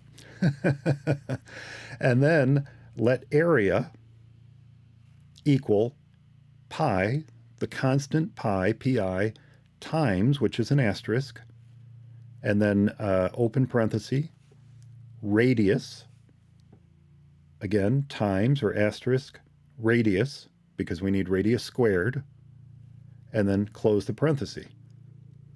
So what that should do is take my constant pi, 3.14159, and multiply it times radius squared, or radius times radius. And I put radius times radius in parentheses because I wanted that value to be calculated against this constant pi, 3.14159. Then I issued the print statement, just like we did in the last episode. Print, open parenthesis, quote, the area of a circle with radius, and then using a backslash, I can refer to the constant radius, so backslash, parenthesis, radius, close parenthesis, is, and again, backslash, parenthesis, area, which is, from my calculation, let area equal pi times radius, area, close the parenthesis, quote, and then close the parenthesis for the print statement. So let radius equal 5, let pi equal 3.14159, let area equal pi times radius, and then the print statement to output not only the radius that I gave it, but then the area of the circle within the print statement. And it failed. It didn't work. It didn't work because I didn't realize that by saying let radius equal 5 and let pi equal 3.14159, I was creating two different types of constants. I was creating an integer and I was creating a double. And unless within my formula, I want to tell Swift to convert 1 to a double or 1 to an integer, which wouldn't work, by the way. I can't convert 3.14159 to an integer and have the result, the area result, work properly. So I'd have to convert the radius, which is 5, an integer, to a double, a floating point. Double means floating point, by the way. But it failed. It didn't work because I had these two conflicting types of numeric variables that I had created. So to get it to work, I had to make let radius equal 5.0. I had to specifically state it as a floating point, as a double. Let radius equal 5.0. I could then radius times radius, 5 squared, radius squared, times pi, 3.14159, and I got the results that I wanted. Now, I feel this is where version 1.1 comes in. And you're going to see all three of these in the blog post that I put on the For Mac OS Only site and linked to from the show notes. But I feel and have felt that that's a little complicated. Why do I have to type out backslash, open parenthesis, radius, close parenthesis, and then refer to the other variable, area, the same way in the print statement? There must be a simpler way to do that. And that, again, stems back to my ancient learning of BASIC back in the 80s, where there was a simpler way to state that sort of thing. I could actually do something like print the area of a circle with radius and then close the quotes and then put a semicolon. Don't remember semicolon, but in the old days, I could put a semicolon, the variable name, semicolon, continue my string, and then another semicolon, and then the other variable. Well, there is a way to do that in Swift as well without having to deal with the backslashes and the parentheses and all that kind of stuff. So the modified version, the 1.1 version of this, is to modify the print statement to read print and then the open parenthesis and then the quote, the double quote, the area of a circle with radius, and then a quote, and then a comma. After the quote, you put a comma. Now this is the double quote. You put a comma. The variable that I want to output the value of to my screen, which is radius, and then another comma, and then the double quote is, and then the double quote, comma, area, and then I close the parentheses. So instead of doing the backslash and parentheses to surround the variable or the constant radius and the constant area, I'm simply stating them straight out without backslashes and all that stuff, but I'm dividing up the print statement into little strings, the area of a circle with radius, that's in quotes, a comma, the constant radius, another comma, another short string with the word is in it. And when I say a short string, that's the text surrounded by double quotes, a comma, and then the other constant area. And then I close the parenthesis. Cool. That worked. That worked. And it greatly simplified, in my opinion, it greatly simplified this print statement. Yes, I had to divide it up into these different strings, and I had to put the commas in there before I referred to the constants or the variables, radius and area, but it worked. And to me, it was simpler. I didn't have to worry about backslashes and other parentheses and all that stuff. It was just simpler. It's easier to read. And to me, it's important for code to be easy to read. And I feel like that makes it easier to read. So great. But then I still had this idea of radius times radius in parentheses as part of my formula. Again, back in the day when I learned to code, there was a way to include an up arrow to indicate a power, So I could do something like radius with the up arrow and then a 2. So raise radius to the power of 2, and that would be the same thing as radius times radius. Well, there isn't really the equivalent in standard Swift, but there is something you can use. There's a function called POW, power function, that's included as in something we weren't really ready to talk about, but it's a library called the Foundation, or it's a framework called the Foundation. And you can include this in your code.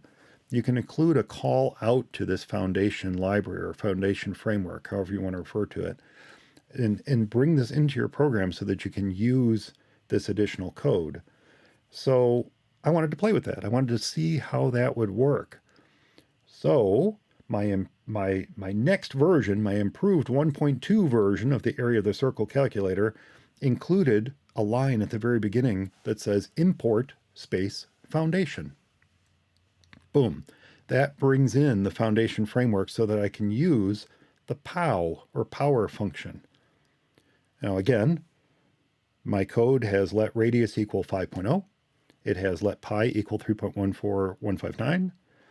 But now my calculation is changed to let area equal pi times, or asterisk, POW for the power function, POW, open parenthesis, radius, comma, radius. So the value you want to raise to the other value. So, 3 squared would be 3 comma 2. In this case, I want radius times radius, so it's POW, open parenthesis, radius, comma, radius, and then close parenthesis.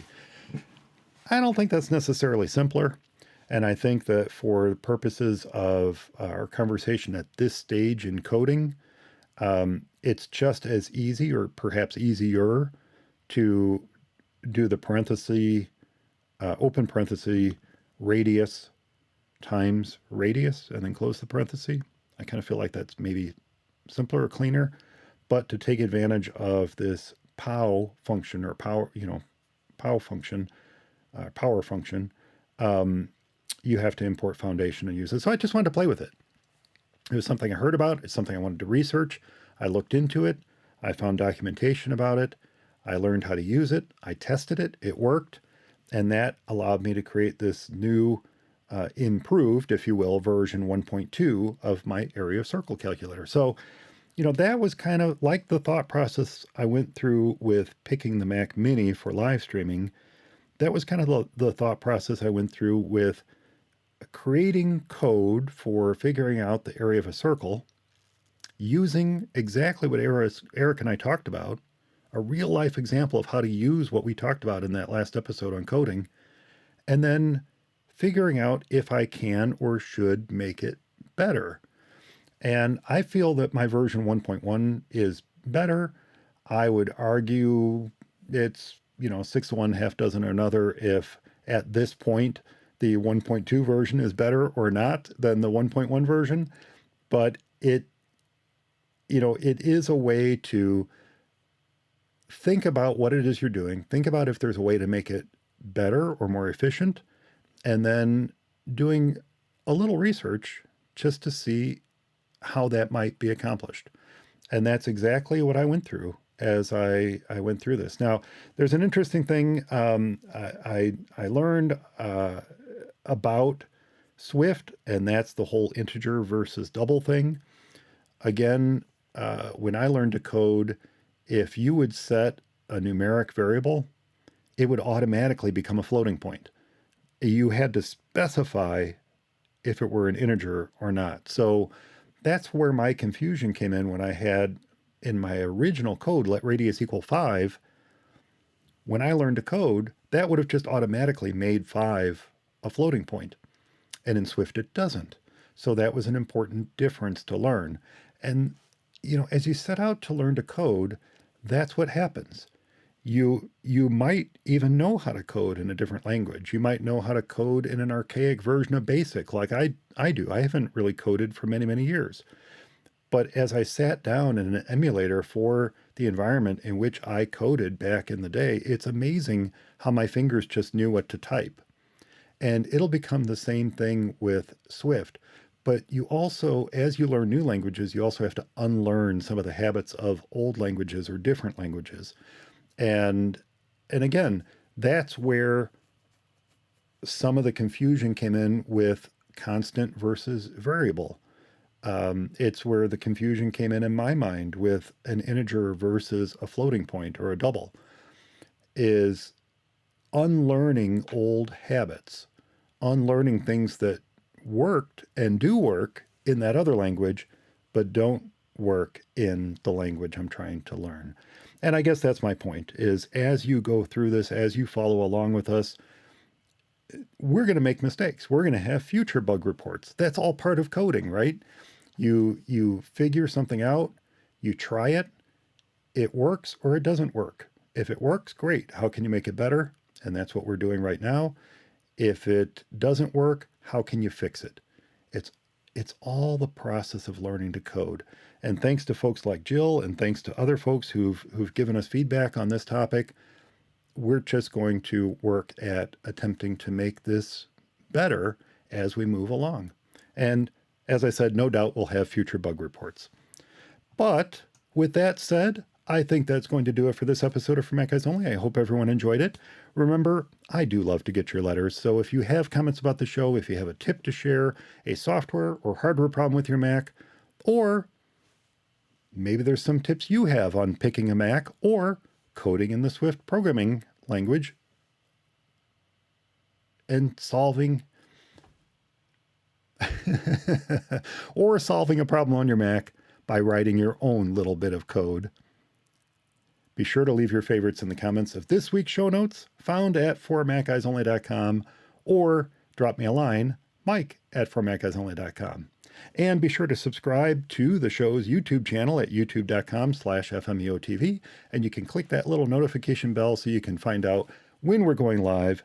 You can join the chat room, and you can catch all the behind-the-scenes stuff that doesn't make it to the final cut of the show. Thanks so much for listening, everyone. Thanks to Eric for joining me this episode. Stay subscribed.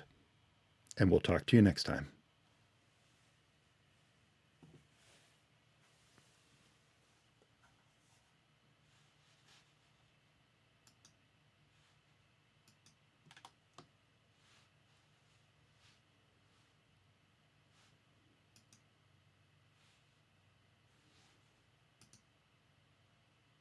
Ah, there's the problem. Now I can make it work.